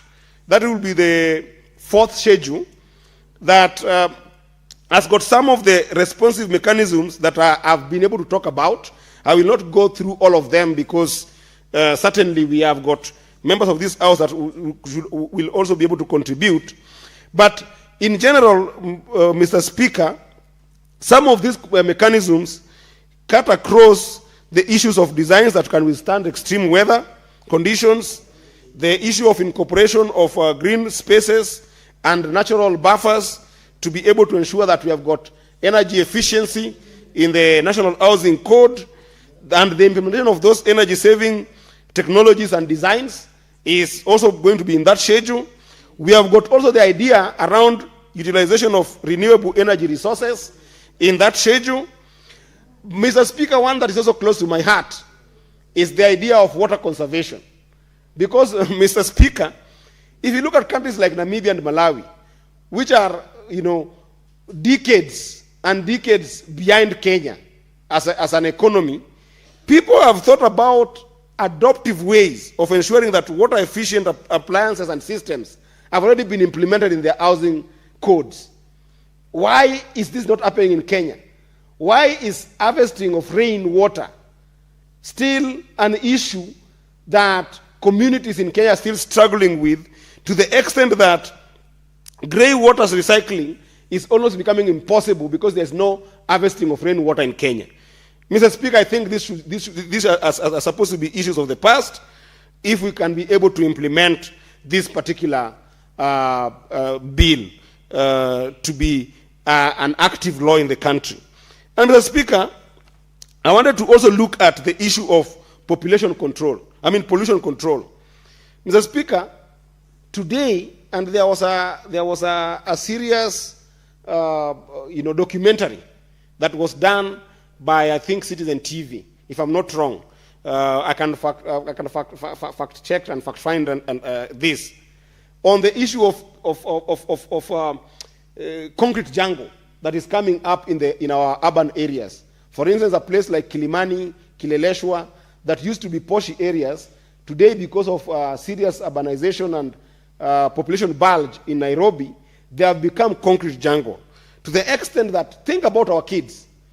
When you are having a kid in Kilimani or Kileleshwa or this place that we have got these high-rises that have now come, the level of migraines and headaches that are in this area because of lack of proper air circulations in these areas is one thing, Mr. Speaker.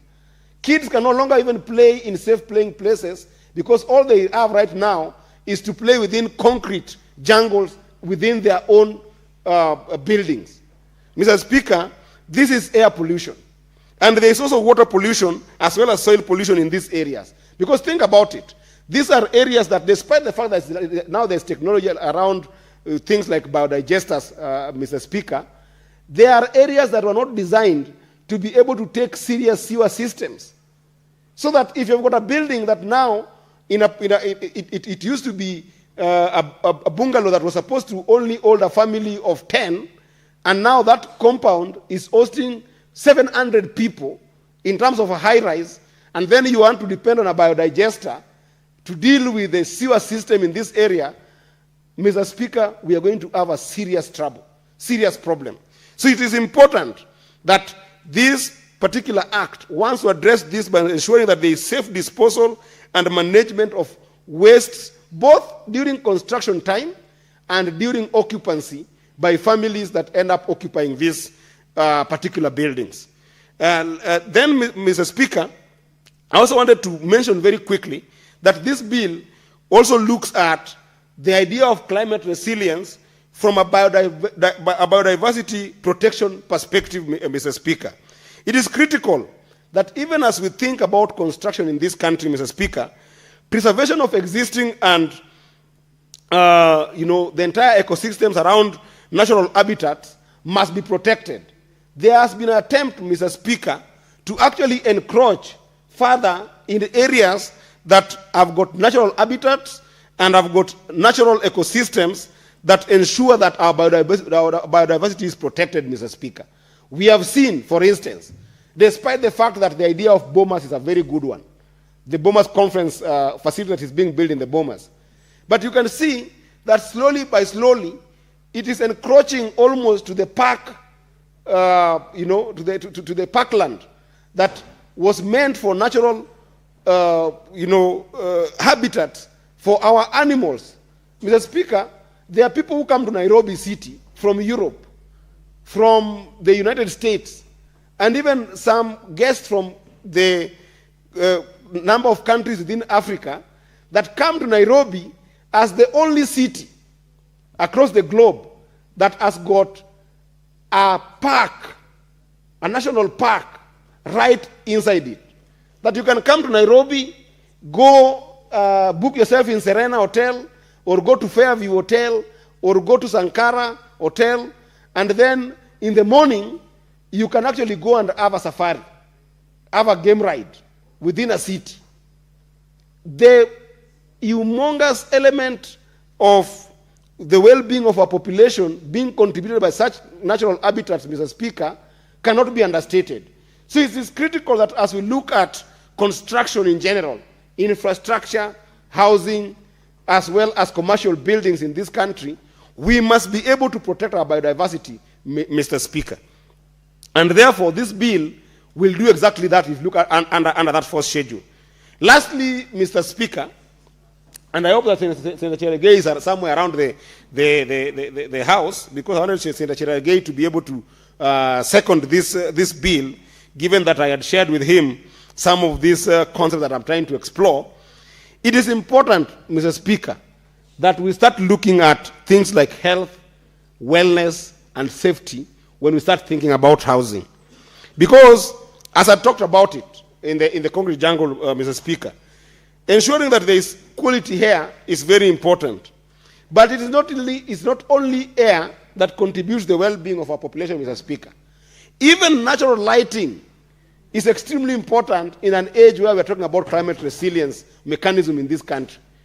Mr. Speaker, we have been to some of these buildings where you cannot be able to separate day and night when you go to some of these buildings that have been built in slummy areas, and even as well as these mushrooming areas that we see in this country, where people are doing buildings that are not akin at all to providing a natural light. So long as they can do maximum units, so long as they can build as many buildings as they can do, Mr. Speaker, people keep on, building these buildings without regard at all to health, wellness, and safety of our people, Mr. Speaker.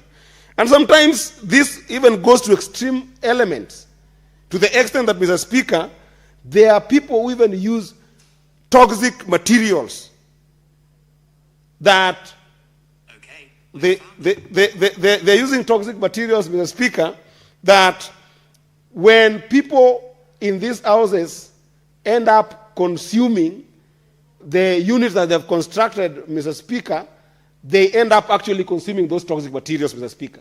We've seen, for instance, a fight in the CIPIC, where we have been fighting on the use of asbestos as materials in the construction industry, to the extent that we are now phasing out things like asbestos.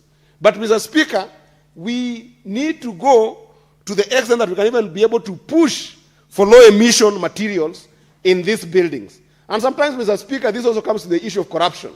It should be in this National Housing Code that when you're found using this kind of toxic materials, you must be held liable.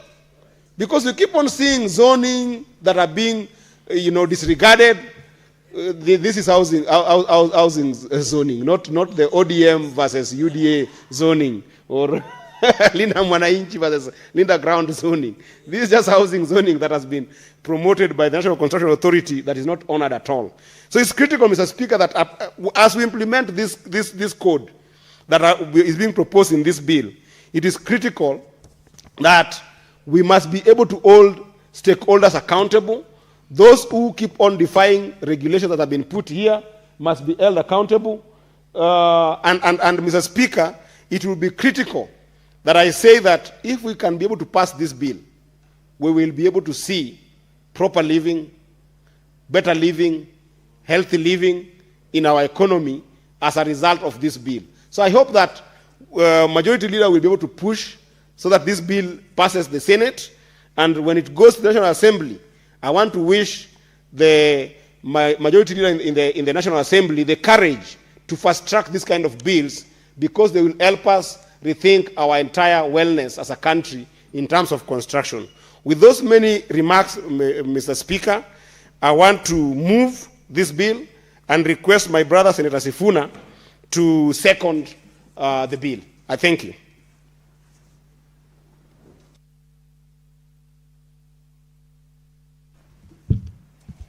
Thank you, Honorable Speaker. I rise to second the bill by Senator Eddie Okech on the National Construction Authority. Honorable Speaker, unfortunately, when he was moving, I was still attending to the students from the Catholic University, but we finished.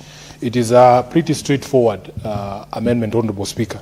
As I've said, every time that I speak on a bill, you have to start with the memorandum of objects and reasons to understand what the sponsor of the bill is trying to cure.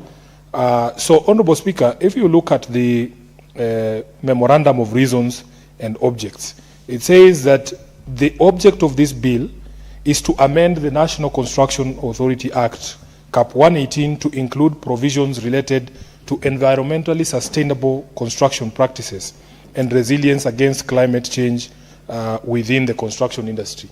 I think, Honorable Speaker, where we begin is that we who have lived in this country, who have lived on this planet thus far, are witnesses that a lot has changed in terms of climate. And Honorable Speaker, I was just looking at some of the data. Speaker, if you look at some of the data that has been put together in just the past 20 or so years, Honorable Speaker, from the year 2000, they say that extreme weather has become more intense, more frequent, and more unpredictable. While scientists argue about what the causes are, there are those who don't believe in climate change. We in Africa, and especially here in Kenya, have a lived reality, Honorable Speaker. Unfortunately, in the entire climate change conversation, Africa gets the short end of the stick because we are the ones who have to bear the brunt of the consequences of actions of the West, and especially when it comes to pollution. So, Honorable Speaker, examples are given that in 1997, at least we used to have extreme weather events, but they were very rare and almost followed a certain pattern, Honorable Speaker. Some of the examples that have been given is the 1997 El Nino flooding. Honorable Speaker, we all remember that phenomenon. And the 2008 to 2010 drought that affected about 10 million Kenyans. Honorable Speaker, in 2020 to 2023, this country experienced the worst drought in the last 40 years. And of course, there was severe flooding. I think in the year 2023, Honorable Speaker, we lost very many lives here in Nairobi in areas such as Mathare after the flooding that we experienced. In the 2024 floods, Honorable Speaker, we had 300 deaths arising from that extreme weather event. And therefore, Honorable Speaker, as Kenyans, this is our lived reality. So if you look at the proposals that Senator Eddie is putting forward, all that this bill seeks to do is to entrench designs that withstand extreme weather conditions. And this you will find in the fourth schedule, where he is proposing, Honorable Speaker, that climate resilient, the designs that have to be approved by the National Construction Authority have to be designs that withstand extreme weather conditions. In fact, here in Nairobi, we have had cases, Honorable Speaker, that after long sustained rains, we have had buildings collapsing because of the weight of the water. And we want to be able to incorporate in the designs that are approved by the Construction Authority those that can withstand extreme weather conditions, and for us, especially flooding, Honorable Speaker. Then you will see that under Part B, the bill proposes that those designs must also have energy efficiency in them, implementation of energy-saving technologies and designs. There is actually a requirement, Honorable Speaker, that solar water heating be installed on all residential houses in Kenya. But it is never, ever followed in the constructions that we see, and we need more enforcement to be able to take care of that. And there's a reason, Honorable Speaker. Electricity continues to be one of the biggest pain points for Kenyans when it comes to cost of living. And of course, the situation has been exacerbated just recently, Honorable Speaker, with the high cost of fuel. As a member of the Energy Committee, I am aware, Honorable Speaker, that the cost of fuel is one of the most, the highest component. When you look at your electricity tariff, the cost of fuel is one of the most, the highest and the most painful for Kenyans. So therefore, there is a need for us to explore energy efficiency in constructions for us to be able to cushion our people. And I don't think that enough has been done, Honorable Speaker, to regulate the quality of even these alternative energy sources, the quality and the cost of these components, because we still have, Senator Eddy, situations where these energy efficient technologies are still subject of taxation in our tax codes, and which makes sure that the cost is very high. Nobody would refuse, Honorable Speaker, the proposition that you can actually have a power plant in your house that frees you from electricity bills. But try buying solar batteries, Honorable Speaker, to power a house like a 3 or 4 bedroom house. You will have to pay through the nose. It is not something that every Kenyan can afford. So we need to do more in order to lower the cost of these energy efficient technologies to ensure that we save Kenyans the pain of the cost of energy. Honorable Speaker, there is also the question of water conservation. I'm just going through that fourth schedule, that we need to adopt water efficient appliances and systems and rainwater harvesting and grey water recycling. Part of the problem we see with flooding, Honorable Speaker, is that many of our buildings do not have rainwater harvesting and grey water recycling systems. So when it rains, Honorable Speaker, there is no way to control and channel this water so that it can be safely evacuated. And I am happy that the bill proposes that we should have an amendment to the building code so that we adopt those water efficient systems. Then, of course, Honorable Speaker, there is a question of sustainability, that we should employ sustainable materials in construction. This cannot be gainsaid, Honorable Speaker, because the planet is grappling with a lot of waste, and we need to find a way to be able to reutilize that. So you can see the bill proposes the use of recycled, renewable and locally sourced materials. And this will also contribute, Honorable Speaker, to a greener Kenya and also to promote local industry. One of the things that I have noticed, Honorable Speaker, if you go to many of the constructions that are happening, a lot of the material that goes into these buildings is shipped, and especially from China. You can imagine, Honorable Speaker, you go to many of these apartments you see coming up in Kilimani and in the other areas, somebody puts up a 20-story building, and all the doors are imported from China. All the windows are imported from China. All the MDF cabinets are imported from China. We are killing local industry by not being able to support our local fundis, our local seremalas who can make doors, who used to make doors, Honorable Speaker. So if this bill passes, we are hoping that we can reverse that trend and give priority to locally sourced materials. Of course, we have to up our game, Senator Eddy, in terms of efficiency of manufacturing, in terms of putting out all this material that is required so that you don't delay construction. You have to address the issues of quality and so on and so forth. We also don't want to put our forests in further peril, and we need to be able to look at all of those things to ensure that we progress without regressing. Then, Honorable Speaker, there is the question of pollution control, measures to reduce air, water and soil pollution during construction, and safe disposal and management of construction waste. I just wanted to touch on one last thing, Honorable Eddy, and through the Speaker, on the question of health and safety. Speaker, you know that Kenya banned asbestos roofing in the year 2006. But as a senator of Nairobi, I know that there are still public institutions, including schools, Honorable Speaker, that continue to have asbestos roofing. So one of the things that we need to agree, although the government told us that there would be a phased removal of asbestos, Honorable Speaker, we still have very many institutions that have asbestos roofing, and yet it was known in the 80s, Honorable Speaker, that asbestos has carcinogenic properties and it causes health risks. There have been other things that have been invented, Senator Eddy, some materials that when they catch fire, the fumes that emanate from there actually make it more difficult for you to survive if you are caught in that environment because of the materials that have been used in order to manufacture them. So the health and safety concerns are there, and the bill addresses the use of non-toxic and low-emission materials. Materials, Honorable Speaker, in construction. Overall, Honorable Speaker, and I can see my chair of PAC, who's actually an expert on matters of environment and climate change, has just come into the House. I want to allow him to teach the House and to educate us. Yeah? No, he's an expert. He's an expert, and in fact, when it comes to matters of climate change caucuses in this parliament, he's the head of that caucus. So with those many remarks, Honorable Speaker, I second the bill and congratulate my brother Eddie for this straightforward amendment that is going to cure something that actually is a problem. I thank you, Honorable Speaker.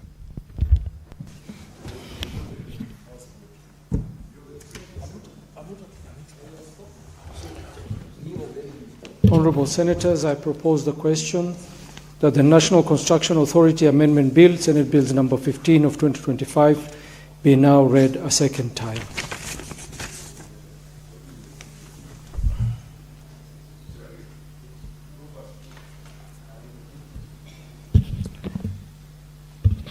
Okay. Yes, Senator Cherargei.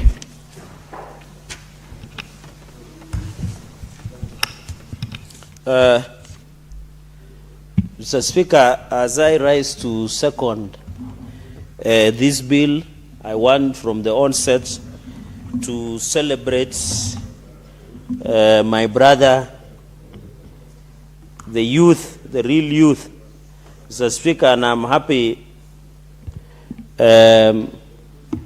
young people are some of the people, the guests in your gallery are mostly young people in school. It is important that they have come today, that we are discussing the National Construction Authority Amendment Bill 2025. Madam Speaker, I want to congratulate Senator Eddie Kisheru Okech for bringing this amendment, although he had promised me to second, although he didn't honor that promise. But being a gentleman as I am, I will nevertheless support this amendment, Mr. Speaker. So, Speaker, the issue of climate change is a very serious issue. And you remember in 2023, the African countries made a declaration here in Nairobi on the issue of climate change. And it became a global concern that how do we handle the issue of climate change. Because, Mr. Speaker, the hottest year since 1800, when the fossil fuels are banned, has called global warming, and also human impact that has implicated. And that is why in 2024, it was the hottest year in the history of mankind. I don't know, Speaker, whether you noticed that it was hot in 2024, and it brings some effects that we saw through prolonged famine and drought across the countries and across which was unusual. Even my region, Mr. Speaker, where it is normally the rains are heavy, Mr. Speaker, it was very hot. I know there are hot things in this city, like hot chilies, hot things. I know my chair of PAC knows there are things which are hot that I don't want to mention because this is a PG-rated program. It is parental guided program. But Mr. Speaker, they say the heating is in the test of the building. And I know when the chair will say something about declaration of climate change, which was adopted in 2023, and I appreciate that he has led the caucus of issues of climate. We need an urgent climate action, which Senator Eddie is trying to do through legislative and policy intervention. That is the role of Parliament. We need to come to action. We need to ensure that there is green economic growth that focuses on green industry, sustainable agriculture, and utilize Africa First renewable energy potential, aiming middle income status by 2050. So, Mr. Speaker, this was the Nairobi Declaration. And I think Senator Eddie might have read this declaration, and that is why he has degenerated this on the urgent climate action, the issue of green economic growth, that is proposing that whenever we use zoning, we must use things that are environmental friendly. So, Speaker, there is also natural capital utilization and focus for adaptation and many others, and Africa's position. We remember, Mr. Speaker, we have been very slow, especially the role of Africa. I remember I went to Mandera and I saw where women under the Governor Roba and then had interrogated them to plant trees and take care. It's called Adopt a Tree. Mr. Speaker, I want to congratulate a young man today who has just planted almost 24,000 trees, Mr. Speaker, in Kaptagat, Mr. Speaker. And I think we need to celebrate. I don't know whether Senator Eddie knows that that young man who planted almost 24,000, He is called Hilary Kiplagat Biwot, true founder of Green Earth Ambassadors that planted at Kesup Forest Block over 24,000 today. And I want to thank PS Chris Kipto for rewarding him with a Pro Box, Mr. Speaker. And I want to advise people like Senator Ososi to be using Pro Box. It is also a way of escaping dragnet of goons, Mr. Speaker. So if he wants to borrow some tactics, Mr. Speaker, he should also borrow from some of us. Mr. Speaker, I can give him pro bono advice on how to survive inside the rain. Mr. Speaker, Mr. Speaker, and use Panya routes. Don't use the normal ones. Mr. Speaker, not the main roads. Therefore, I want to celebrate Hilary Kibiwot, who happens to come from Nandi for Kesup Forest Block and has planted close to 24,000. Mr. Speaker, I want to thank Senator Ed in the spirit of broad-based. The president has said we plant 15,000. Is it 15 million? Is it 15 billion trees? Is it 15 billion trees? 15 billion trees that the president has proposed, Mr. Speaker. That is also to mitigate the climate change effects. Mr. Speaker, on the issue of asbestos, I went to another school in Nakuru Girls, and I realized almost all buildings are under asbestos, Mr. Speaker. And there is a disease that the public health will tell you, asbestosis, where you feel chest tightness. And also it has carcinogenic products, materials that can cause cancer. Mr. Speaker, you have to explain, and I want the National Assembly to allocate budget. Because, Mr. Speaker, to remove asbestos is very costly and expensive. And even we have banned, Mr. Speaker, in 2014, no one can comply because it's expensive to remove, Mr. Speaker. And therefore, I agree with this bill under clause number 2, the amendment of section 5, that promote and enforce the use of environmentally sustainable construction materials, design standards and practice that enhance resilience against climate change. And I agree, even I'm happy women have taken lead, Mr. Speaker, and I've seen innovation even in sanitary pads that nowadays they are using that are environment that is easy to dispose. Mr. Speaker, I want also to say the issue of Pampers, Mr. Speaker. Also, I know Senator Ed is here to reach that stage of buying Pampers. We wish him well as he tries to get a good girl and get married and get babies. Then he can understand why we are discussing the issue of Pampers, because it is also still a challenge in terms of disposing, Mr. Speaker. Even the banning of I don't want to discuss outgrowers that he might have, but I'm just saying what the Republic of Kenya knows, and Senator Kajwang should be a good friend because he's an expert in such areas, Mr. Speaker, especially on dowry negotiation. I normally see him over the weekend with the stick and the big coffee. He's a certified dowry negotiator. Mr. Speaker, on the issue of zero tax, I agree on because I'll run through because I want to listen to my chair who is an expert in issues environment. It's also relevant zoning. So, Speaker, we need to zone. I can see the former ODM deputy party leader, when I mentioned the word zoning, he became too alert, Mr. Speaker. I'm not discussing about ODM zoning or UDA zoning, Mr. Speaker. I'm talking about zoning that NCA should ensure within designated zones, Mr. Speaker. Mr. Speaker, have you been to Kilimani of late? They have built so many huge buildings. I was with another gentleman, and I don't know what is happening with Nairobi approval physical planning. I hope the senator, not the senator, the governor of Nairobi is following this conversation. Because it is the work of county governments to do approvals of some of these buildings. Most of these buildings in Kilimani and Nairobi are not environmental friendly, Mr. Speaker. And therefore, this NCA, the issue of zoning, should ensure that buildings shall be required to install solar energy systems.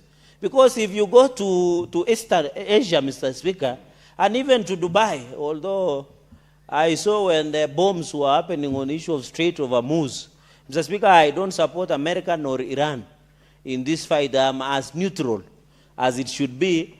Many people no longer travel to Dubai and UAE Emiratis, Mr. Speaker.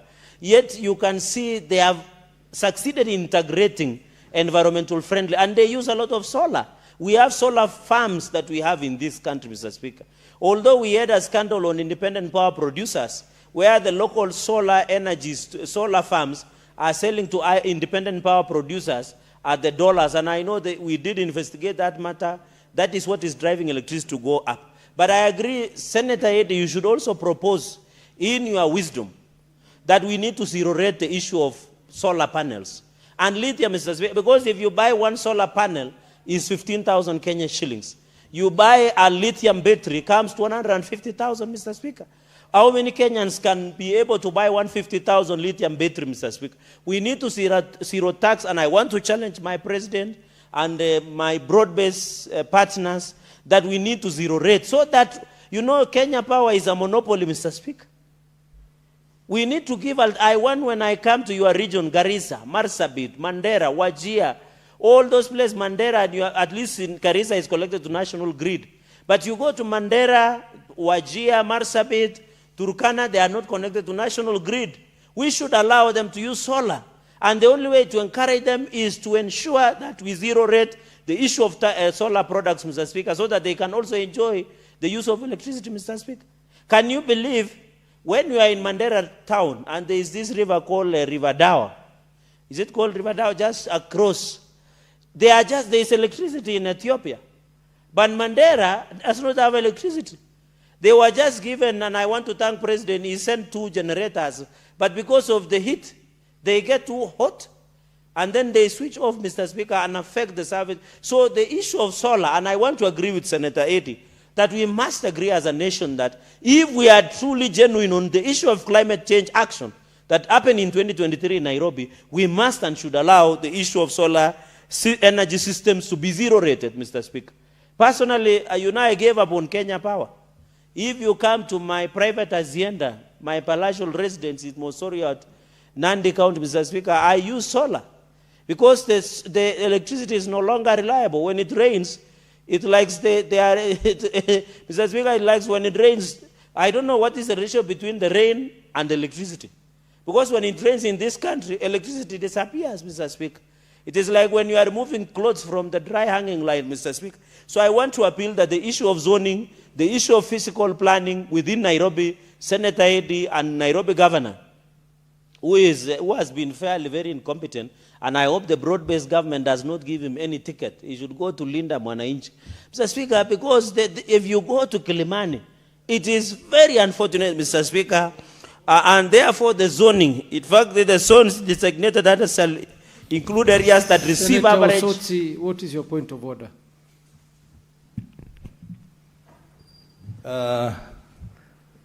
Mr. Speaker, I rise on Standing Order 105. I think my good friend Cherargei has made a reference to the governor of Nairobi being incompetent and suggesting that because the governor of Nairobi is incompetent, he should not get a ticket from Broadbase, but he should get a ticket from Linda Mwananchi. I want to inform him that Linda Mwananchi is not yet a political party. It may become a political party, but it's not yet a political party. And again, Linda Mwananchi advocates for progress. Progress. We are not going to take any mediocres. We are not going to take those who have failed elsewhere into the Linda Mwananchi brigade. So I just wanted to inform him that we are not preparing this movement so that we can take over those who have failed elsewhere.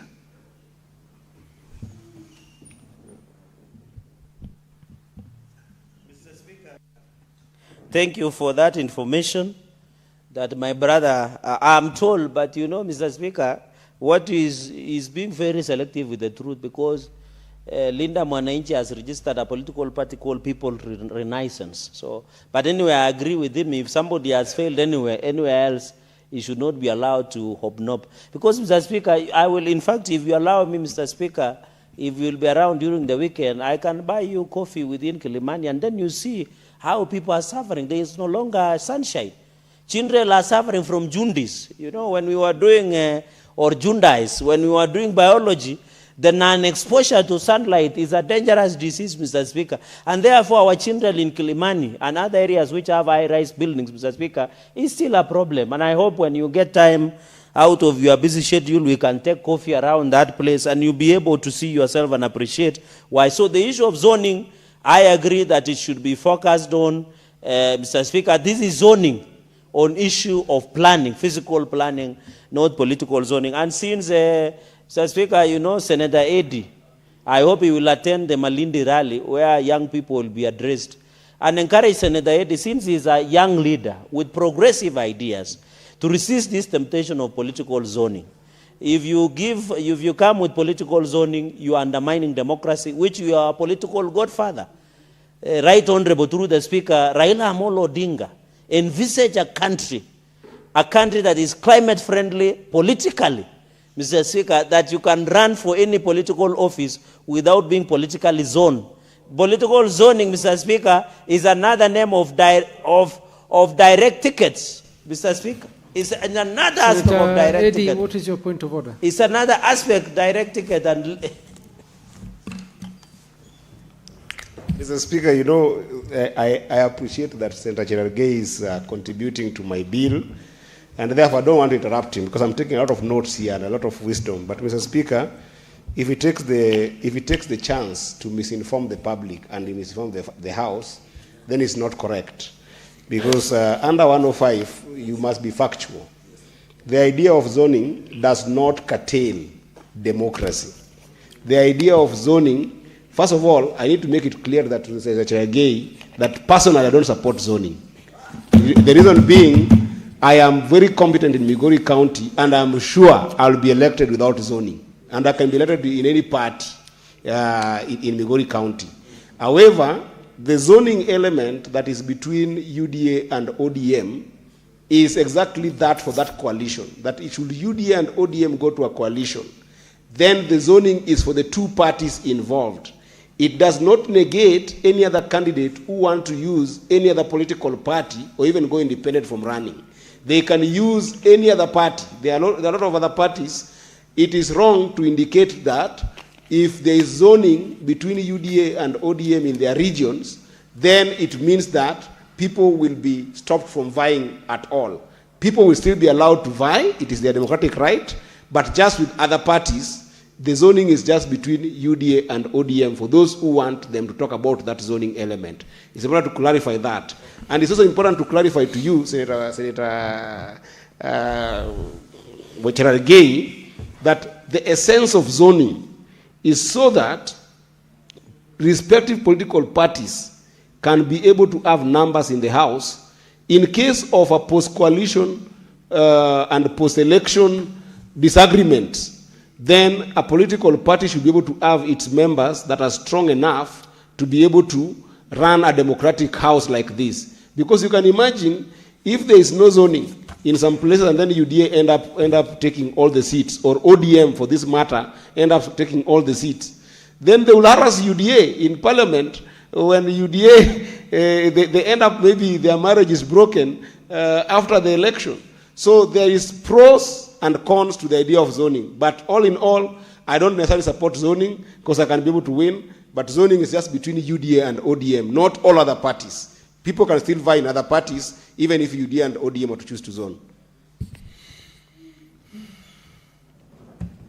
Mr. Speaker, and I've noticed your clerk's office are not freezing my minutes when I'm being intervened. It was frozen? Yes. Okay. Thank you, Mr. Speaker. Mr. Speaker, you know I'm always comfortable when you are in the seat. I remember today when you are chairing national security, you gave me a very ample time to prosecute matters of national interest.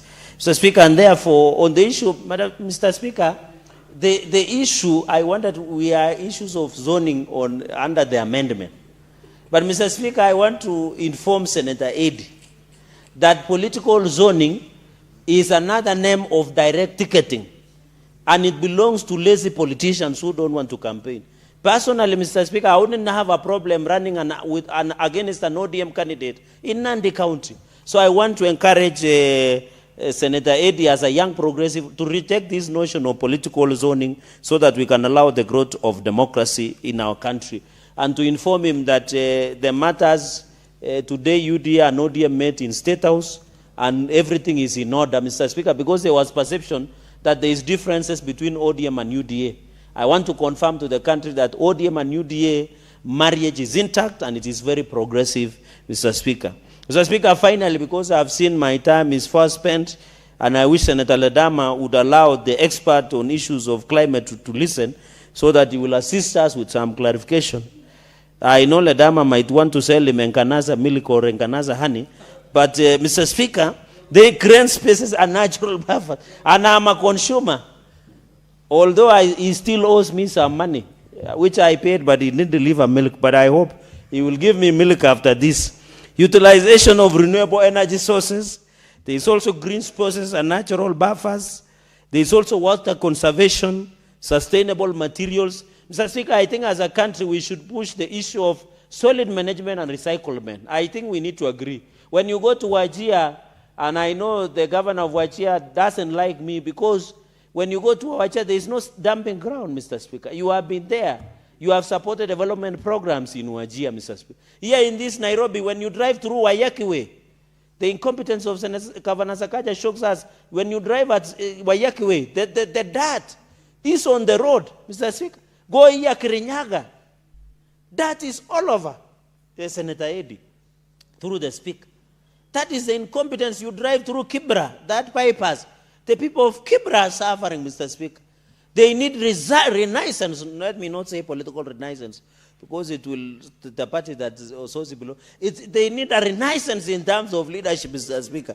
There is also minimizing through efficient water, recycling renewable and locally sourced materials, Mr. Speaker. Senator, safe disposal. Senator Cherargei, do you want to be informed by Senator Osotsi? No. I will listen to his submissions later. Thank you. Proceed. And today, Senator Osotsi is still shining like the aluminium foil. I don't know what he has eaten today. Mr. Speaker, can you add me 2 minutes because I have been interrupted regularly by my colleagues on pollution control. 2 minutes only. Conclude. Please, 2 minutes. Pollution control, Mr. Speaker, is we need to agree. I normally drive and see vehicles that still don't adhere to the standards. And I think we need to encourage the use of electric vehicles and many others that are environmentally. An issue of biodiversity protection, we agree, especially in our areas, and also ensure walls to support urban biodiversity and allow so that we can ensure an use of non-toxic and low-emission materials. Mr. Speaker, with those many remarks and with your indulgence, I want to congratulate. Give him 1 minute to conclude.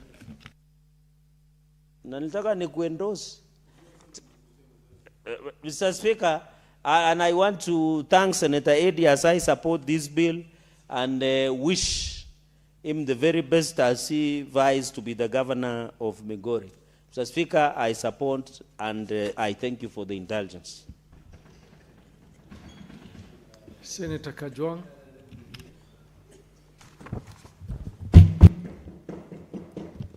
Mr. Speaker, I rise to support this amendment to the National Construction Authority Act that has been proposed by Senator Eddy Okech. And Mr. Speaker, I could be a bit underwhelming because the previous speakers have painted me as an expert on the subject matter. Mr. Speaker, I have had the privilege of leading a climate caucus in this parliament.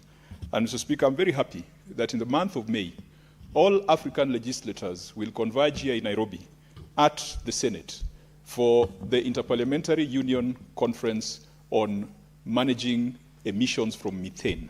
Methane is a gas that contributes significantly to global warming, but it has not been addressed properly and scientifically, because every time we speak about methane emissions, we think about pastoralist lifestyles, and we think about cows and camels and goats and the emissions that they make. And so African countries have not really plugged into the conversation on methane, but we want to bring that debate to Nairobi. And so in the middle of May, Mr. Speaker, just after the Africa-France conference, we'll also be having the Interparliamentary Union here at our parliament for a conversation on methane. I'm very happy that Senator Eddy Okech has brought this amendment to the National Construction Authority Act. And yesterday I asked him, how come the National Construction Authority has not proactively thought about this? Because, Mr. Speaker, the carbon footprint of the construction industry constitutes close to 40% of global greenhouse gas emissions. The construction industry is one of the biggest emitters. And if you look at the components that are used to do our traditional houses, from cement to steel to the aluminium and everything else that's used in the construction industry, they are all very carbon intensive. Mr. Speaker, even if you look at the cost of keeping our houses cool, or keeping our houses warm, or keeping our water hot and clean, it is a significant expense, and it has significant impact on carbon emissions. And again, with rapid urbanization, I heard Senator Eddy say that the least urbanizing county is urbanizing at 4%. We are seeing gradual urbanization. We are seeing the government coming up with an affordable housing program that we are putting huge tenements in urban centers that will pull people from the villages to the centers. And with rapid urbanization, the construction industry's contribution of 40% of global greenhouse gas emissions is bound to rise. But it shouldn't rise if we can do the things that Senator Eddy has proposed in this particular amendment. What Senator Eddy is proposing is, first of all, to have mandatory solar system installation zones, and also to amend the schedule so that the fourth schedule can have climate change responsive mechanisms that will be mandatory and that will be considered in construction activities. Mr. Speaker, if we have a pure or a clear strategy on decarbonization of the construction industry, we can learn some lessons from a few countries that are not very far from our neighborhood. Mr. Speaker, we recently visited Namibia and went to a project called the Oshivela Project. And we found indigenous Namibians, Africans, producing iron ore using green hydrogen. And by that, they reduced the carbon footprint of traditional iron ore production, which typically uses fossil fuels, significantly. And how do you produce green hydrogen? You split water, because water is 2 parts hydrogen and 1 part oxygen. And how do you split water into hydrogen and oxygen? A simple process called electrolysis. In fact, Mr. Speaker, some of these things we are taught in school. Many of us here studied chemistry all the way to university. But now putting into practice how to separate H2 from O so that the O water can go into production and the H can be used as an alternative energy source, that is where we fail to get things right. And so, Mr. Speaker, when we went to the Oshivela project, we saw a concept that was being done for the first time in Africa, where the iron ore is mined. Then, when the iron ore has been mined and placed in a blast furnace, instead of using the traditional fossil fuels using coal, they use green hydrogen to produce iron pigs. Now, they had certain limitations that the iron pigs still had to be exported to Europe so that it could be alloyed to produce steel. But there is potential for us to use, I wouldn't even call it cutting-edge technology, because H2O is something that we are taught in school, just to put into practice the things that we learn in school. And that can only be done if we create an environment where innovation is rewarded. We create an environment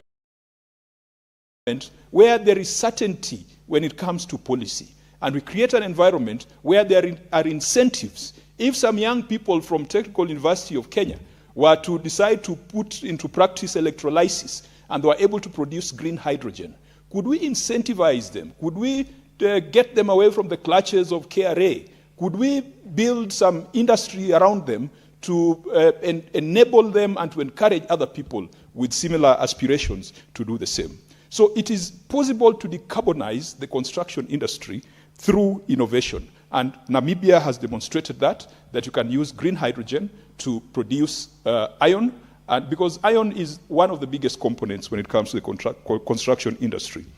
Again, in cement production, Mr. Speaker, cement that we buy, and for some years we've been importing cement. And Mr. Speaker, some of the richest men in Africa have become rich because of cement. And that tells you about the construction boom going on across Africa. But cement is also not something that came from heaven, because cement is about mining the clay or the limestone, as they are doing in West Pokot, then grinding it, then putting it into a kiln, then heating it to temperatures of 1,500 degrees centigrade. Then you produce clinker.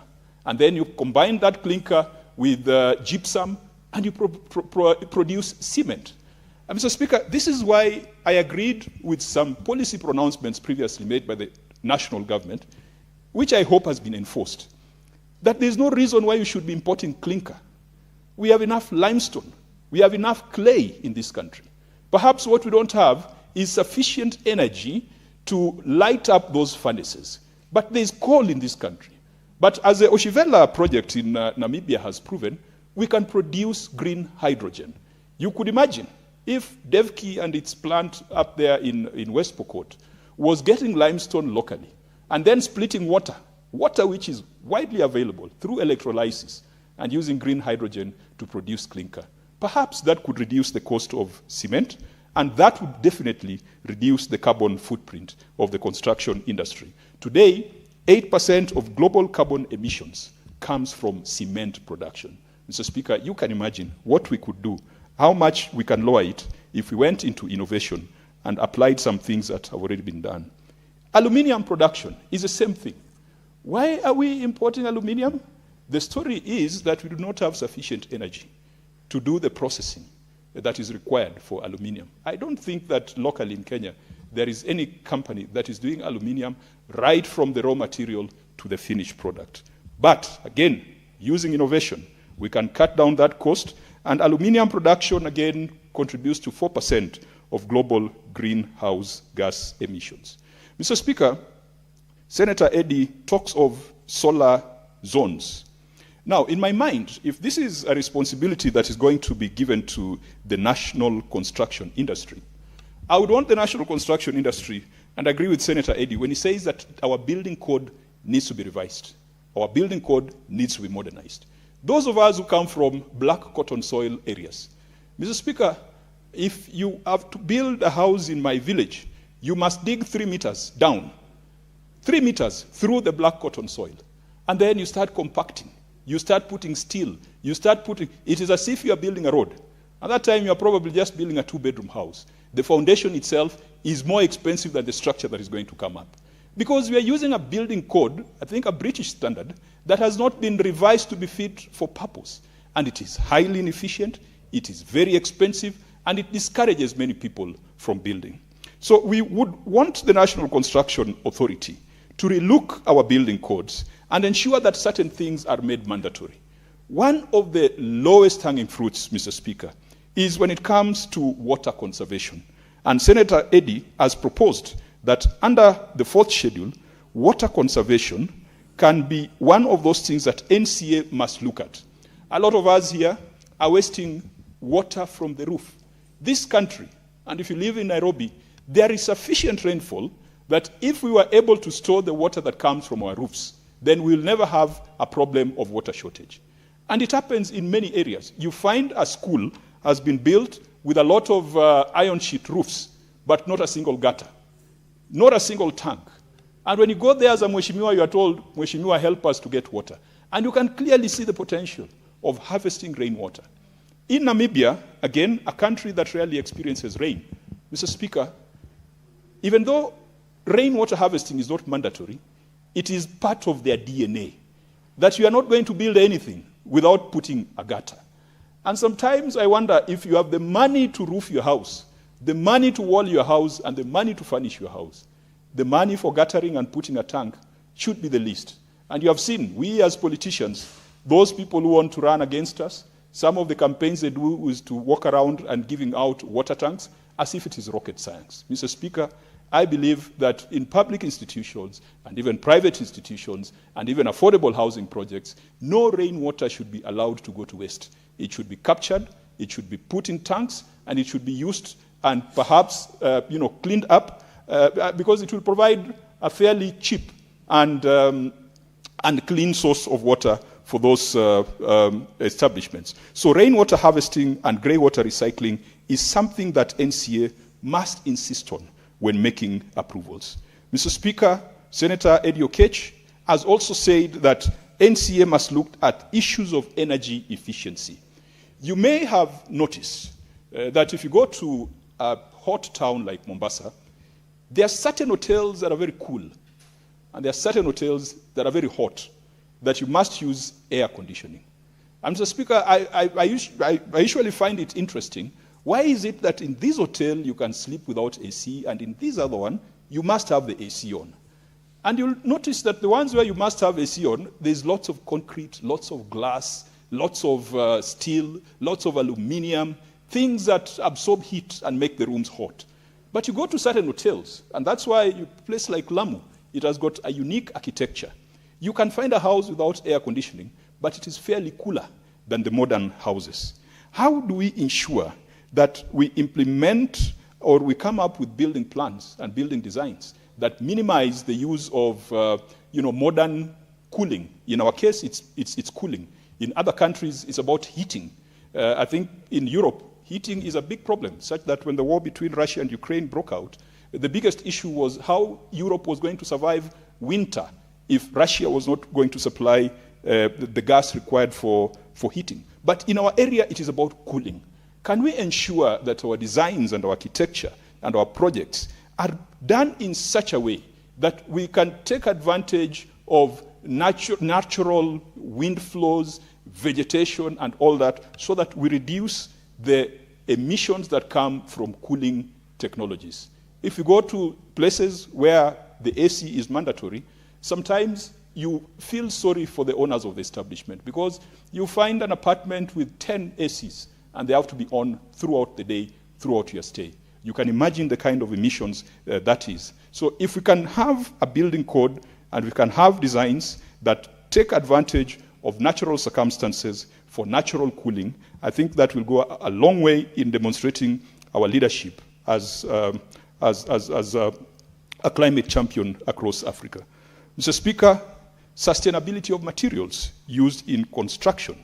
As I illustrated earlier, cement, steel, aluminium, and all those other components, and the big trucks that are used to deliver cement to site, contribute very highly to global greenhouse gas emissions. But if NCA could insist on the use of recycled, renewable, and locally sourced materials, and minimizing waste through efficient design and construction practices.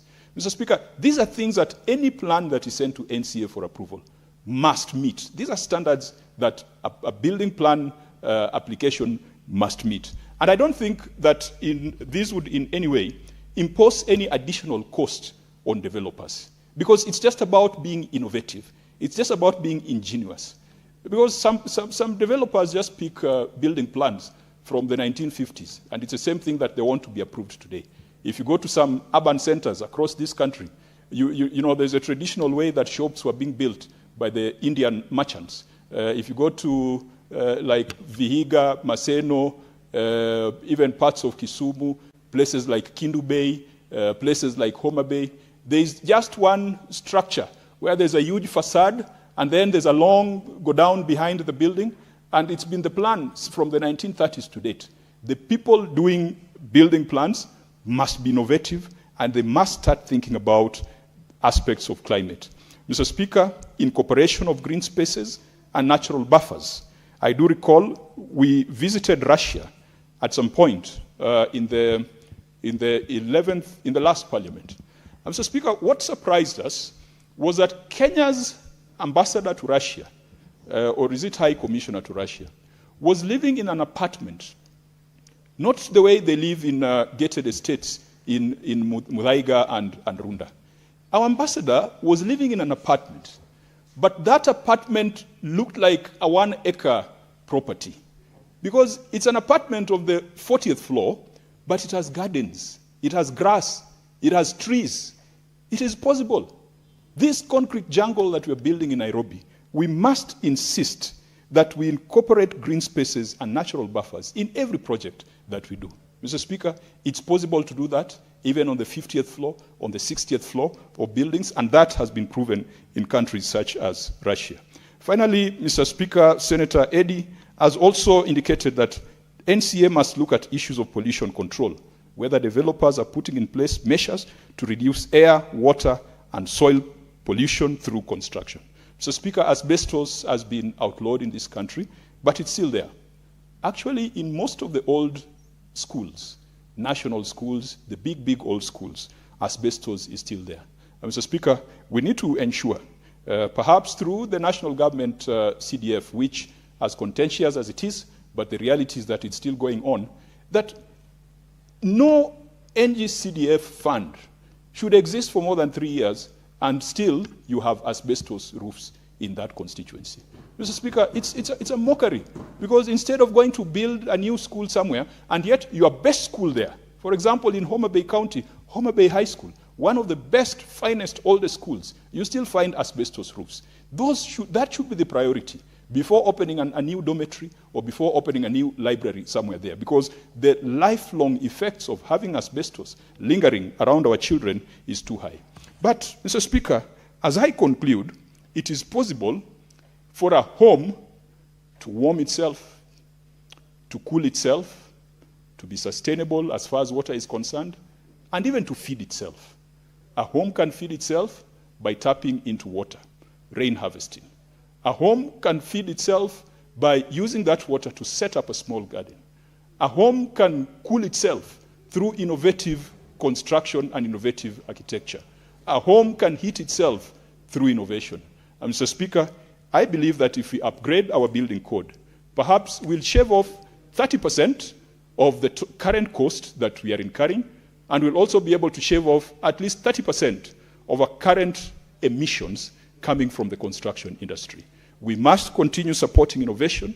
And Mr. Speaker, I want to challenge that even as we look at the future of this country, let us be leaders in words, not just in words. Let us be leaders in deed and do some of the things that small neighboring countries like Namibia are doing. Our children can produce green hydrogen, and that can be a substitute to the fossil fuel, and that can place us squarely on that road to climate leadership. I know currently most of our energy is from geo, and it is green, but it is inadequate. Mr. Speaker, an economy like ours cannot run on 3 gigs of electricity. And the barriers have been policy uncertainty. Policy keeps shifting. Fiscal policy keeps shifting. Incentives keep shifting. Mr. Speaker, I support this amendment, and I encourage Senator Eddy to ensure that this matter quickly goes through the National Assembly so that it can be assented to by the President, so that by the time when we are doing the Conference of Parties on Climate Change in Ethiopia, that will be COP32, we can go there and proudly say that we pushed legislation that added to the climate response measures in Kenya. Thank you, Mr. Speaker. Thank you, Senator. Senator Olekina. Thank you, Mr. Speaker. Mr. Speaker, very briefly, I rise to support this bill, the National Construction Authority Amendment Bill, sponsored by my good friend, a young man educated at Yale University, one of the best universities in the world. And I have to say that AD is very progressive, but sometimes the way we develop legislation in this country limits our ability to become innovative. I love this bill.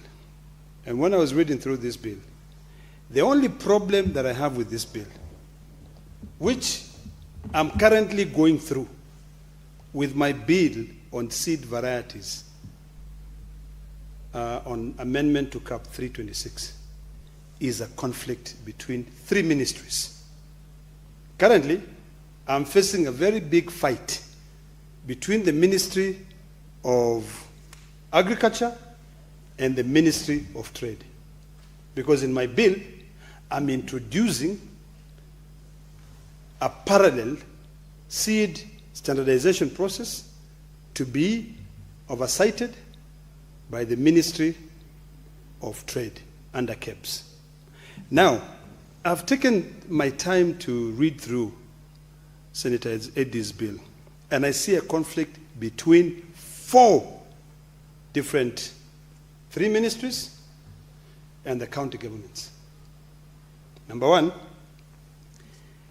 NEMA is a state agency under the Ministry of Environment and Climate and what else? And Fisheries. NCA is a state agency under the Ministry of Lands, Public Works, Housing and Urban Planning. And then number 3, we have EPRA. EPRA is a ministry under the Ministry of Energy. And I want my dear brother to listen carefully. First of all, I want to put myself to the shoes that I wear on a daily basis of a developer. The first thing that goes into my mind is that, wow, look at all these regulatory bottlenecks. Look at the entire cost that now this bill is empowering NCA to be able to do the work of urban planning, which is the work of the county governments, to do the work of energy regulation by zoning certain areas and designate them as solar areas. That is the work of EPRA. Then now, we now have the issue of, there's the issue of 3, energy. Number 2, there's the issue of urban planning, which is reserved for county governments. There's the issue of zoning, which is something that is shared between the Ministry of Housing and county governments. And then there's now the issue of the regulator to ensure standards are put in place, NCA. Now, as a developer, I will be opposing the bill because I'll say I'll pay NEMA, I'll pay NCA, and I'll pay EPRA for me to get a license. I want to beseech my brother to reduce the powers given to NCA to be setting standards. Leave NEMA to carry on with its task when it comes to the issue of the environment. Leave the county governments to be able to deal with their urban planning. But NCA set up standards. Mr. Speaker, if my brother would follow that, this bill will pass through very fast, because as a county government, I'll be concerned, I'll be saying I'm the governor, but I do not have the revenue which the Constitution gives me to issue permits for construction. Now, NCA, this monster, is getting bigger and bigger and bigger. We love the environment. You know, NEMA gives you an environmental impact assessment. They give you a license to that. You pay them money. NCA, you pay them money. County government, you pay them money. I'm concerned about that issue. Number 2, Mr. Speaker, because I want to be very, very, very brief on this matter. I love the fact that the bill promotes and enforces the use of environmentally sustainable construction material. It is important. Mr. Speaker, when you go to Narok County and you go to those very luxurious lodges that we have in the Mara, which we invite everybody to come, they are constructed with environmentally friendly material. Love the bill. I want now for us to see new cities coming up, because this concrete jungle that we live in now in Nairobi and other urban areas, nothing will change. But we can tweak it a little bit to make sure that we use environmentally friendly, materials. I'll give you an example of a building in Nairobi, which when this building came out, I think in 2019, a space in that building was being sold for 20 million. This is Greenhouse Building along Gong Road. They created that building to a point where your energy cost would be very low because of all the glass and the environmental friendly. I wish you could have built more of those buildings. My only concern in this bill, and I want to persuade my brother,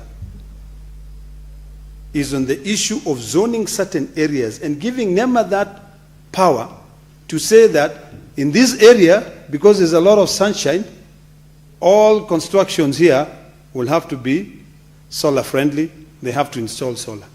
I think we should leave that open so that I don't have to go to NCA now to get a license, so that I can be able to put solar in my building.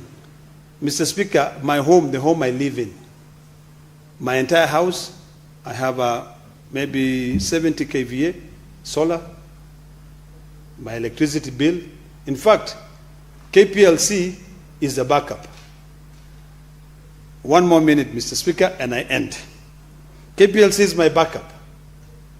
But now, if I have to go to NCA to get a license for me to be able to put solar in my building, that will be a problem. Number two, this mandatory solar installation in certain areas, and to be determined by the authority in consultation with other agencies, is a problem for me. That one we need to change. Finally, Mr. Speaker, because of time, and I'd like my colleague to be able to comment on this, I want to end by saying this. I support this bill, but I would like to request my brother to amend to ensure that these regulatory overlaps are done away with. NCA overbearing regulations, that is what I would deduce this bill to be. The NCA will have so much power, it will be overbearing, to NEMA, to, everyone. And then also there'll be a lot of cost associated. You do not want to be navigating through the hurdles that I'm currently doing with 2 ministries. Now yours has got 3 ministries and the county government. I rest my case. Thank you, Mr. Speaker. Thank you, Senator Olekina. Senator Osotsi.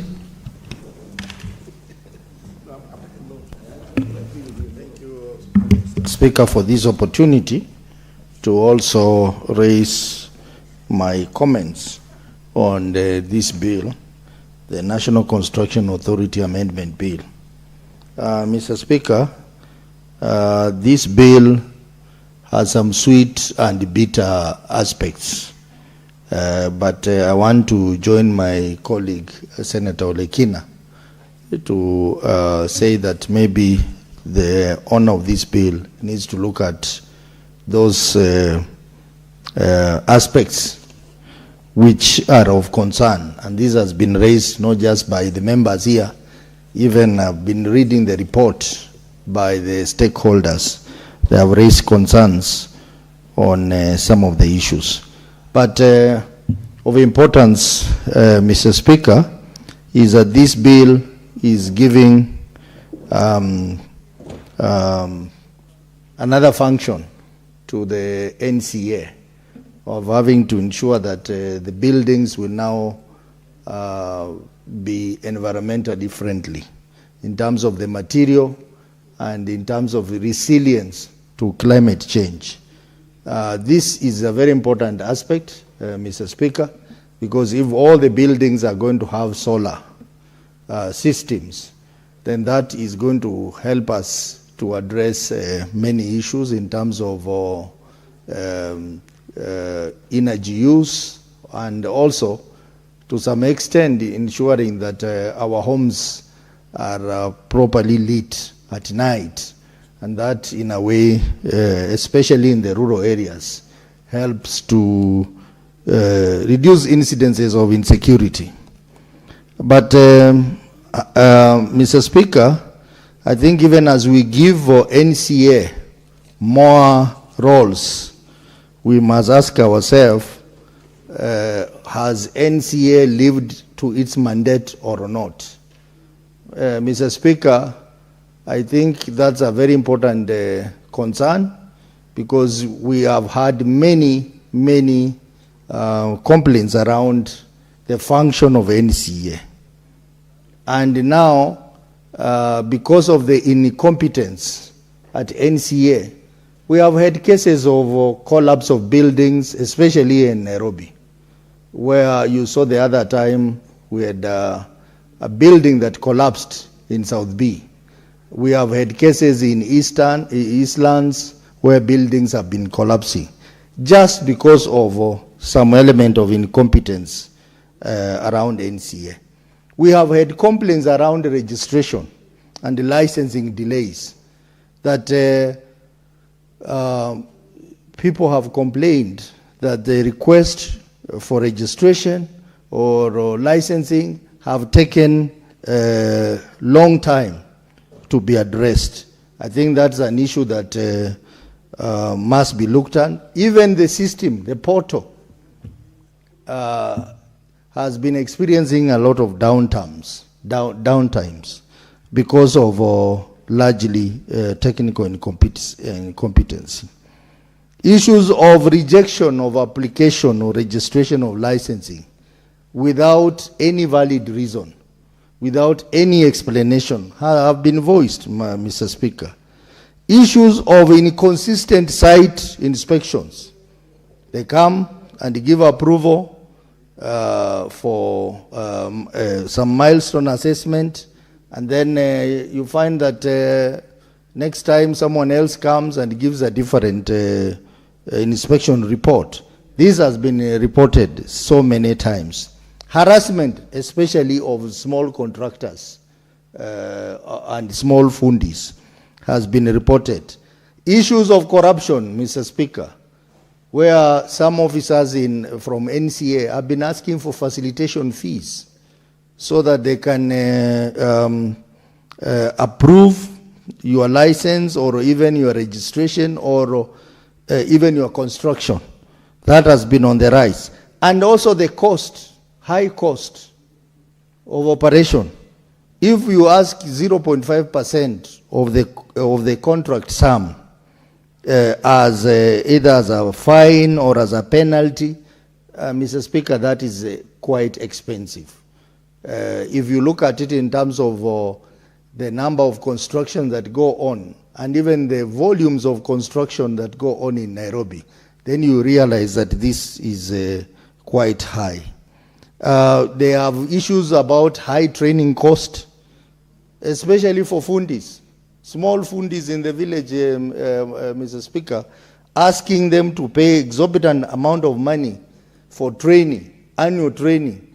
That is not right. And considering that NCA is largely or heavily a Nairobi organization, it disadvantages those who come from villages. Those have been concerns. I just decided to raise this because even as we give NCA more mandate, we must look at what have they done with the mandate they have. But I want to agree with the owner of this bill that it is important for this country to ensure that buildings that are constructed are environmentally friendly, are resilient to climate change, and the materials used are not only cost effective, but they are also environmentally friendly. But even as we talk about environmentally friendly, the issue of durability, these materials must be durable so that they can last for many years to come. Senator Kajwang, when debating on this matter, he said that we need to consider low carbon alternatives to cement and concrete. Mr. Speaker, we have bamboo. Bamboo is a very, very good material that can be used, that is environmentally friendly, that can be used. We also can use stabilized soil blocks, where we have soil and mix it with a little cement or lime, and this can also reduce the cost, make it more durable, and also environmental friendly. We have something called the ferroc. Ferroc is basically made from the steel dust. In most cases is wasted in our steel plants, and the advantage with this is that it absorbs carbon dioxide as it hardens, and it is even more stronger than concrete. These are some of the things that we can consider when we talk about environmentally friendly materials. Mr. Speaker, I also want to propose that even as we amend the NCA Act to provide for environmentally friendly material, we also need to consider amending the building code, because the building code that we have does not really factor in the aspect of environmental friendly, and it is long overdue. I know it is new as at 2024, but you find that many aspects, especially on environment, are not covered. And a lot of reference is still being made to the code developed in 1968. You still find a lot of reference to that code. I think that tells you that it is high time that we have a more comprehensive code that addresses all these issues. Mr. Speaker, even as we look at this, we must consider the issue of conflict, of regulatory conflict. The conflict that is likely to exist between NCA and NEMA. NEMA issues permits on environmental aspects in building. NCA is now being mandated to do the same. There is likely to be a conflict there. So I think the owner of this bill needs to look at that. We also have the issue of duplicate mandate. For example, we have a role that is being played by county governments in terms of approvals. We have a role that is being played by NEMA. How is that conflict going to be resolved, Mr. Speaker? So I think that needs to be looked at and improved in this bill. And I think this bill is, with those amendments, it would be a very timely bill to help in ensuring that we have buildings which are environmentally friendly. And as I talk about the building code, there are many other aspects that the building code does not cover. For example, the building code needs to talk about integration of technology in our buildings. You find that many buildings in this country do not have room for technology integration. I think that is a matter that also needs to be put there. The issue of, if I take you back as I finish, to the issue of NCA. NCA have to look at ways of limiting foreign contractor dominance. Because most of the buildings around here, you see that they're being done by foreign organizations, and yet we have local expertise. I think NCA must resist the temptation of creating space for dominance by foreign contractors at the expense of our own local contractor. I heard the other day the chairperson of Engineers Registration Board complaining about this, that we are taking away jobs that should actually be done by Kenyans.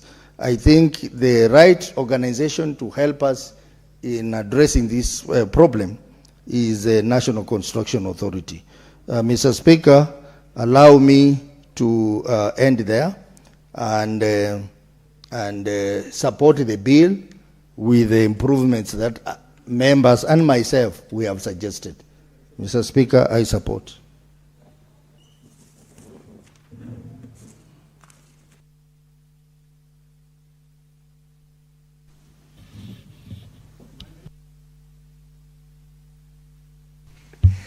Senator Mugeni.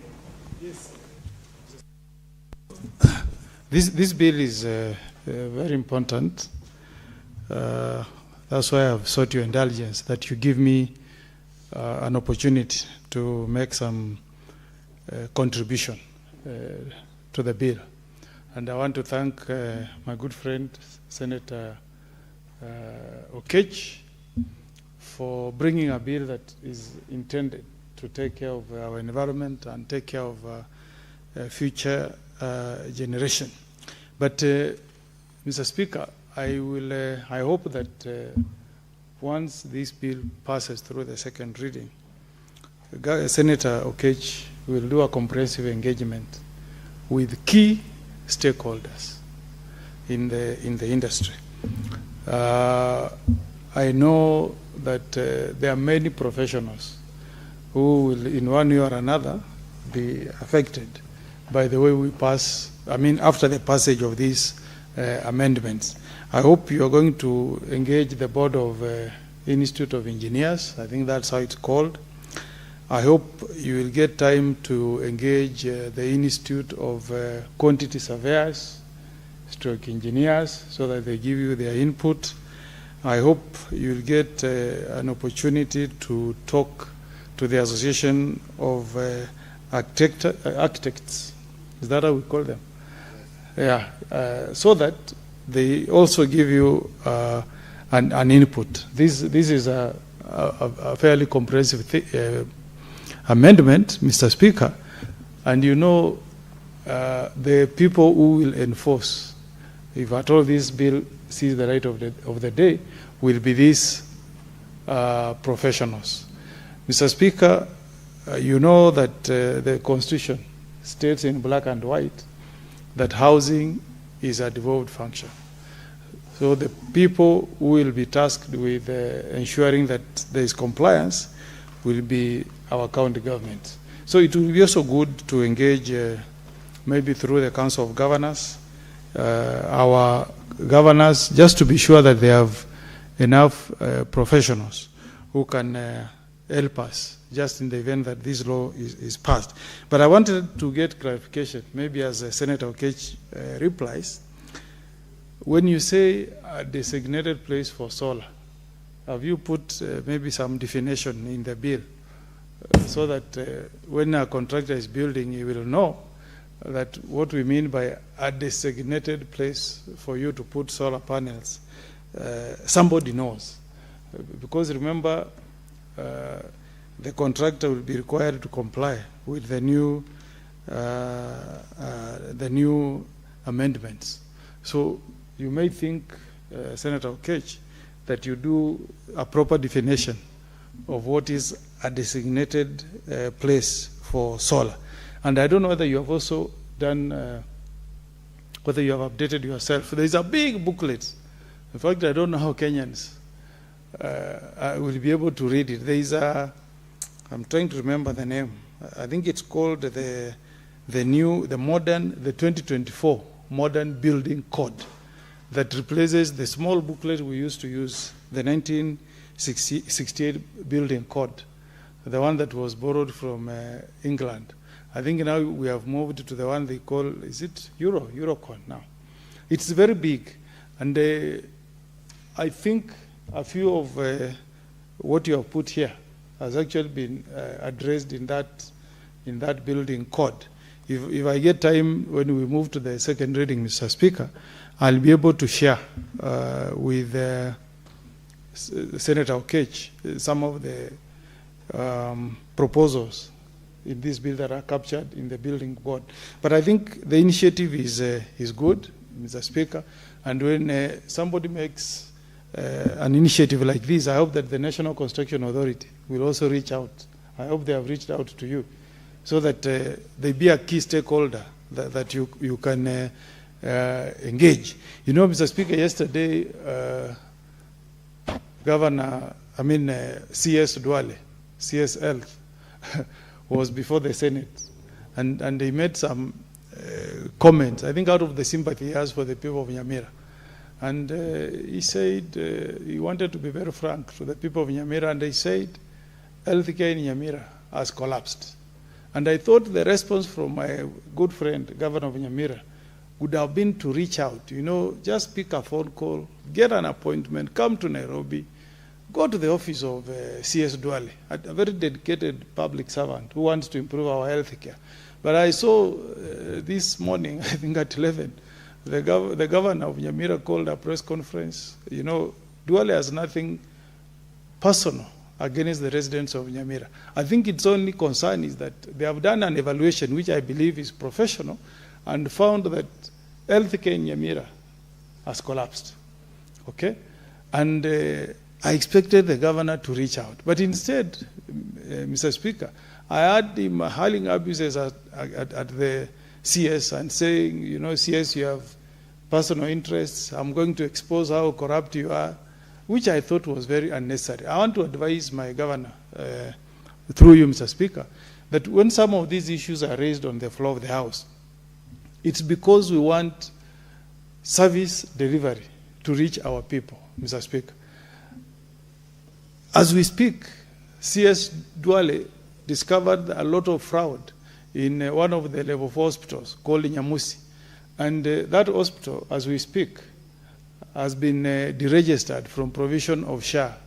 And citizens of Nyamira who go to Nyamusi, and that's where the governor, honorable governor, comes from, don't get services, Mr. Speaker. Instead of abusing the minister, the CS, the cabinet secretary, what I would have done, Speaker, if I was the governor of Nyamira, would have to reach out to the CS, Duale, engage him, ask him to restore the provision of SHA to Nyamusi Hospital so that our women who are giving birth can get these services using the SHA card.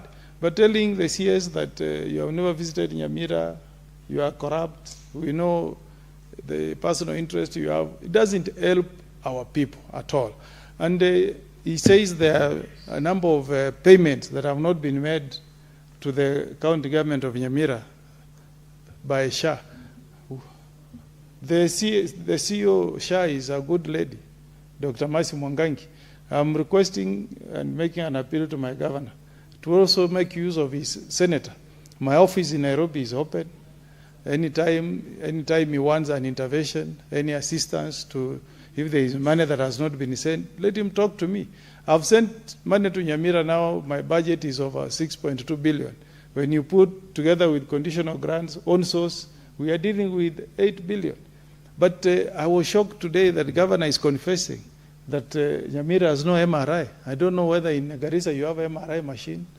I don't know about Migori, Mr. Speaker. But to call for a press conference and confess before the residents of Nyamira that there is no MRI machine for cancer screening in Nyamira was shocking to me. To confirm to the residents of Nyamira that the last time we received a consignment of medicine to our hospitals was in May, and that since May, the next consignment was being delivered today. It's a big disappointment. So, Senator Okech, don't adopt the style of my governor. Reach out to the National Construction Authority. Engage them and let them enrich this bill. I may also propose an amendment. I ride on your bill. You know, there is the first time the National Construction Authority was, was created through the National Construction Authority Act. Contractors, local contractors, are they contractors or builders? People who are constructing new buildings used to pay. Don't know whether you know that. They used to pay some money to get a permit from National Construction Authority to build. But because of agitation, because of the negative effect it was having on the industry, that was removed. Now the only people who are forced to pay are foreigners, which is a good thing. The foreigners are forced to pay. If you want a license to do a construction in Kenya, you are forced to pay. So my good friend, Senator Okech, this is a good initiative. We must take care of our environment, not just for the current generation, but also for future generation. There is no reason why, Mr. Speaker, people of Garissa, people of Migori, because those areas you enjoy sunshine throughout the year. There is no reason, Mr. Speaker, why they should not build homes with designated places for solar. Even me, I have some interest in Migori. If I ever did something there, I'll ensure that I try to comply with your act before even it becomes law. Create something and use solar, because there is enough sunshine there. I don't want to take a lot of time, Mr. Speaker. I support this bill with the rider that we'll have engagements with professionals in the field. Thank you, Mr. Speaker. Thank you, Senator Mogeni. Senator Eddie Okech, you may reply.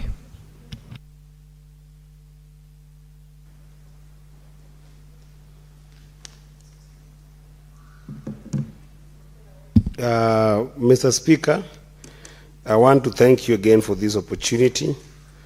It is very important, Mr. Speaker, that I first of all take the opportunity to thank the senators who have actually given us a lot of feedback on this particular bill, starting with Senator Sifuna, who actually seconded this bill, did it justice, and combined it with the challenges that we face, even in terms of cost of energy and other things that we experience in the urbanization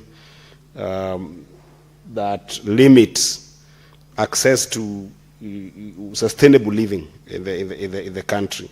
I want also to thank Senator Cherargei, Senator Kajuang, Senator Ledama, Senator Osotsi, as well as Senator Morgan, who have contributed to this bill. They have raised some very important issues that I think that will be important for myself, together with the committee, which actually I chair, the Transport, Roads and Housing Committee. Some of these ideas that have been shared here, I will definitely give them a look, Mr. Speaker, and I'll make sure that, where necessary, we can be able to bring up amendments that will respond to them accordingly. But, Mr. Speaker, I wanted to stress, especially to Senator Ledama, that this is actually an industrial policy bill, an industrial policy bill that seeks to bring about standards that needs to be met in the industrial construction sector. Because if you look at it that way, then the cross-cutting element of it in the Ministry of Environment, Land, where we are housing this in NCA, and Environment where we are housing NEMA, or otherwise Energy Ministry where EPRA is housed. If you look at it as an industrial policy where you are trying to standardize regulations and policies around construction, then I don't think it's hurting to these particular ministries. But I'll have another conversation with the senator. He's also the whip of the minority side, so his wisdom is certainly welcomed, and I'll talk to him to see how we can be able to find a nexus between the conflicting element that he has raised, as well as the overarching nature of an industrial policy that seeks to standardize the industry. Mr. Speaker, the point I also wanted to respond to very quickly is the point of generating solar energy systems. This was raised by Senator Cherargei. I think it's an important one that we'll find how to incorporate. However, I wanted to tell Senator Cherargei that the challenge when I was doing this bill, I had thought about this. And the challenge is that Article 119 would catch up with us.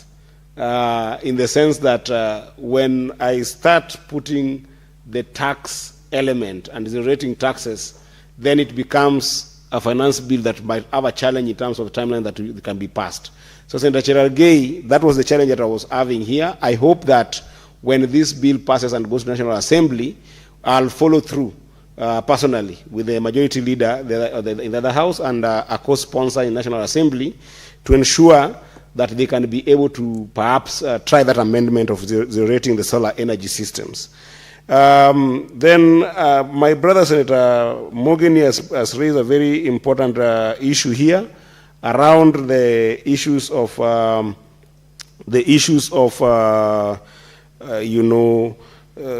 housing code that has been reviewed. Initially it was an housing code of 1962 and then adjusted to 1968. But then it was recently reviewed in the 2024 review. I'm aware of this, Senator, but what we're looking at here, which is lacking in that housing code, is that the prescriptive element of what constitutes materials that are used in our industrial zone, in the housing industry, that can be able to allow for response to climate resilience, because the climatic risks are not defined in the housing code. I read it, which is why I came with this as a chair of transport, housing, and roads. The problem is there is no clarity on what is the industrial standard of responding to climate change. So I want to give you a good example that comes to my mind very fast. Mr. Speaker, if you look at the houses that have been constructed in Nairobi, the story building, you'll find out that most of them have got strength to weight ratio problems. That's why you see that sometimes you see story buildings falling, collapsing after construction. And there is no consideration of between that strength to weight ratio vis-a-vis the topography of the area as a result of climate change problems. So that when there is a lot of flooding and maybe the water table is low, nobody ever says how is that contributing to the strength of cement, for instance. But when you go to Europe, there is a material that right now that they use called CLT, cross-laminated timber. Cross-laminated timber is this timber that they have picked the kilns on the board and sawn lumber timber, and they put it at 90 degrees so that the strength and rigidity of that timber withstands even where the topography is poor. And then it becomes a renewed material that can be able to respond to climate change. And if you look at the carbon footprint on CLT, it is equally lower than cement. These are not defined in our housing code. Our housing code is more looking at the zones where something is supposed to be built. It's more administrative and geographical. So these are the things that we wanted to explore in this bill to make sure that industrial standards are met in terms of making sure that climate risks of high floods, extreme heat, and extreme storm can be responded to with the materials and the designs that we put into our buildings. So we looked at it, but again, I reached out to Senator Mogeni on the side to discuss where necessary and where we can be able to bring some amendments where necessary. Lastly, Mr. Speaker, Senator Sotri brought about a very serious issue around corruption. And this is a big problem that we face all the time. Where licensing on zones that have been established, people go and defy those by basically paying money. We've seen places where approvals and inspections are not to establish standards, and they keep on being ignored because there's corruption in these areas.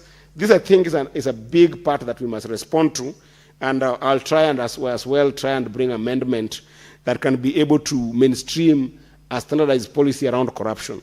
Other than that, Mr. Speaker, I want to thank all these senators. I think this House definitely has got depth and quality in terms of just the nuance in debating, considering bills.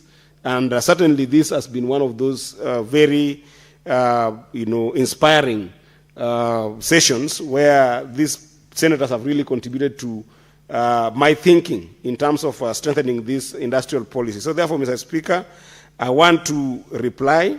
However, pursuant to Standing Order number 663, I request that you defer putting of the question to a later date given the quorum that we have in the House. I thank you, Mr. Speaker. Thank you, Senator Eddy. The putting of the question has been deferred. Honorable Senators,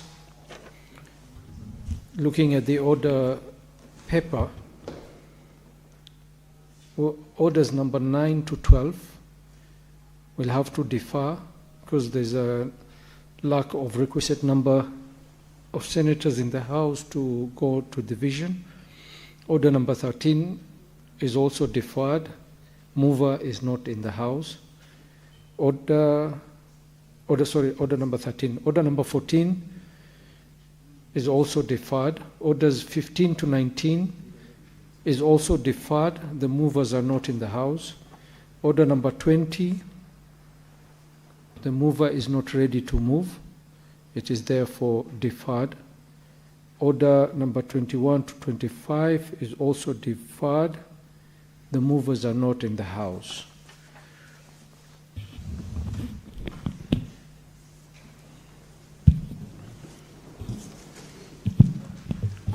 Honorable Senators, there being no other business on the order paper, the Senate stands adjourned until Tuesday, 28th April 2026 at 2:30 p.m.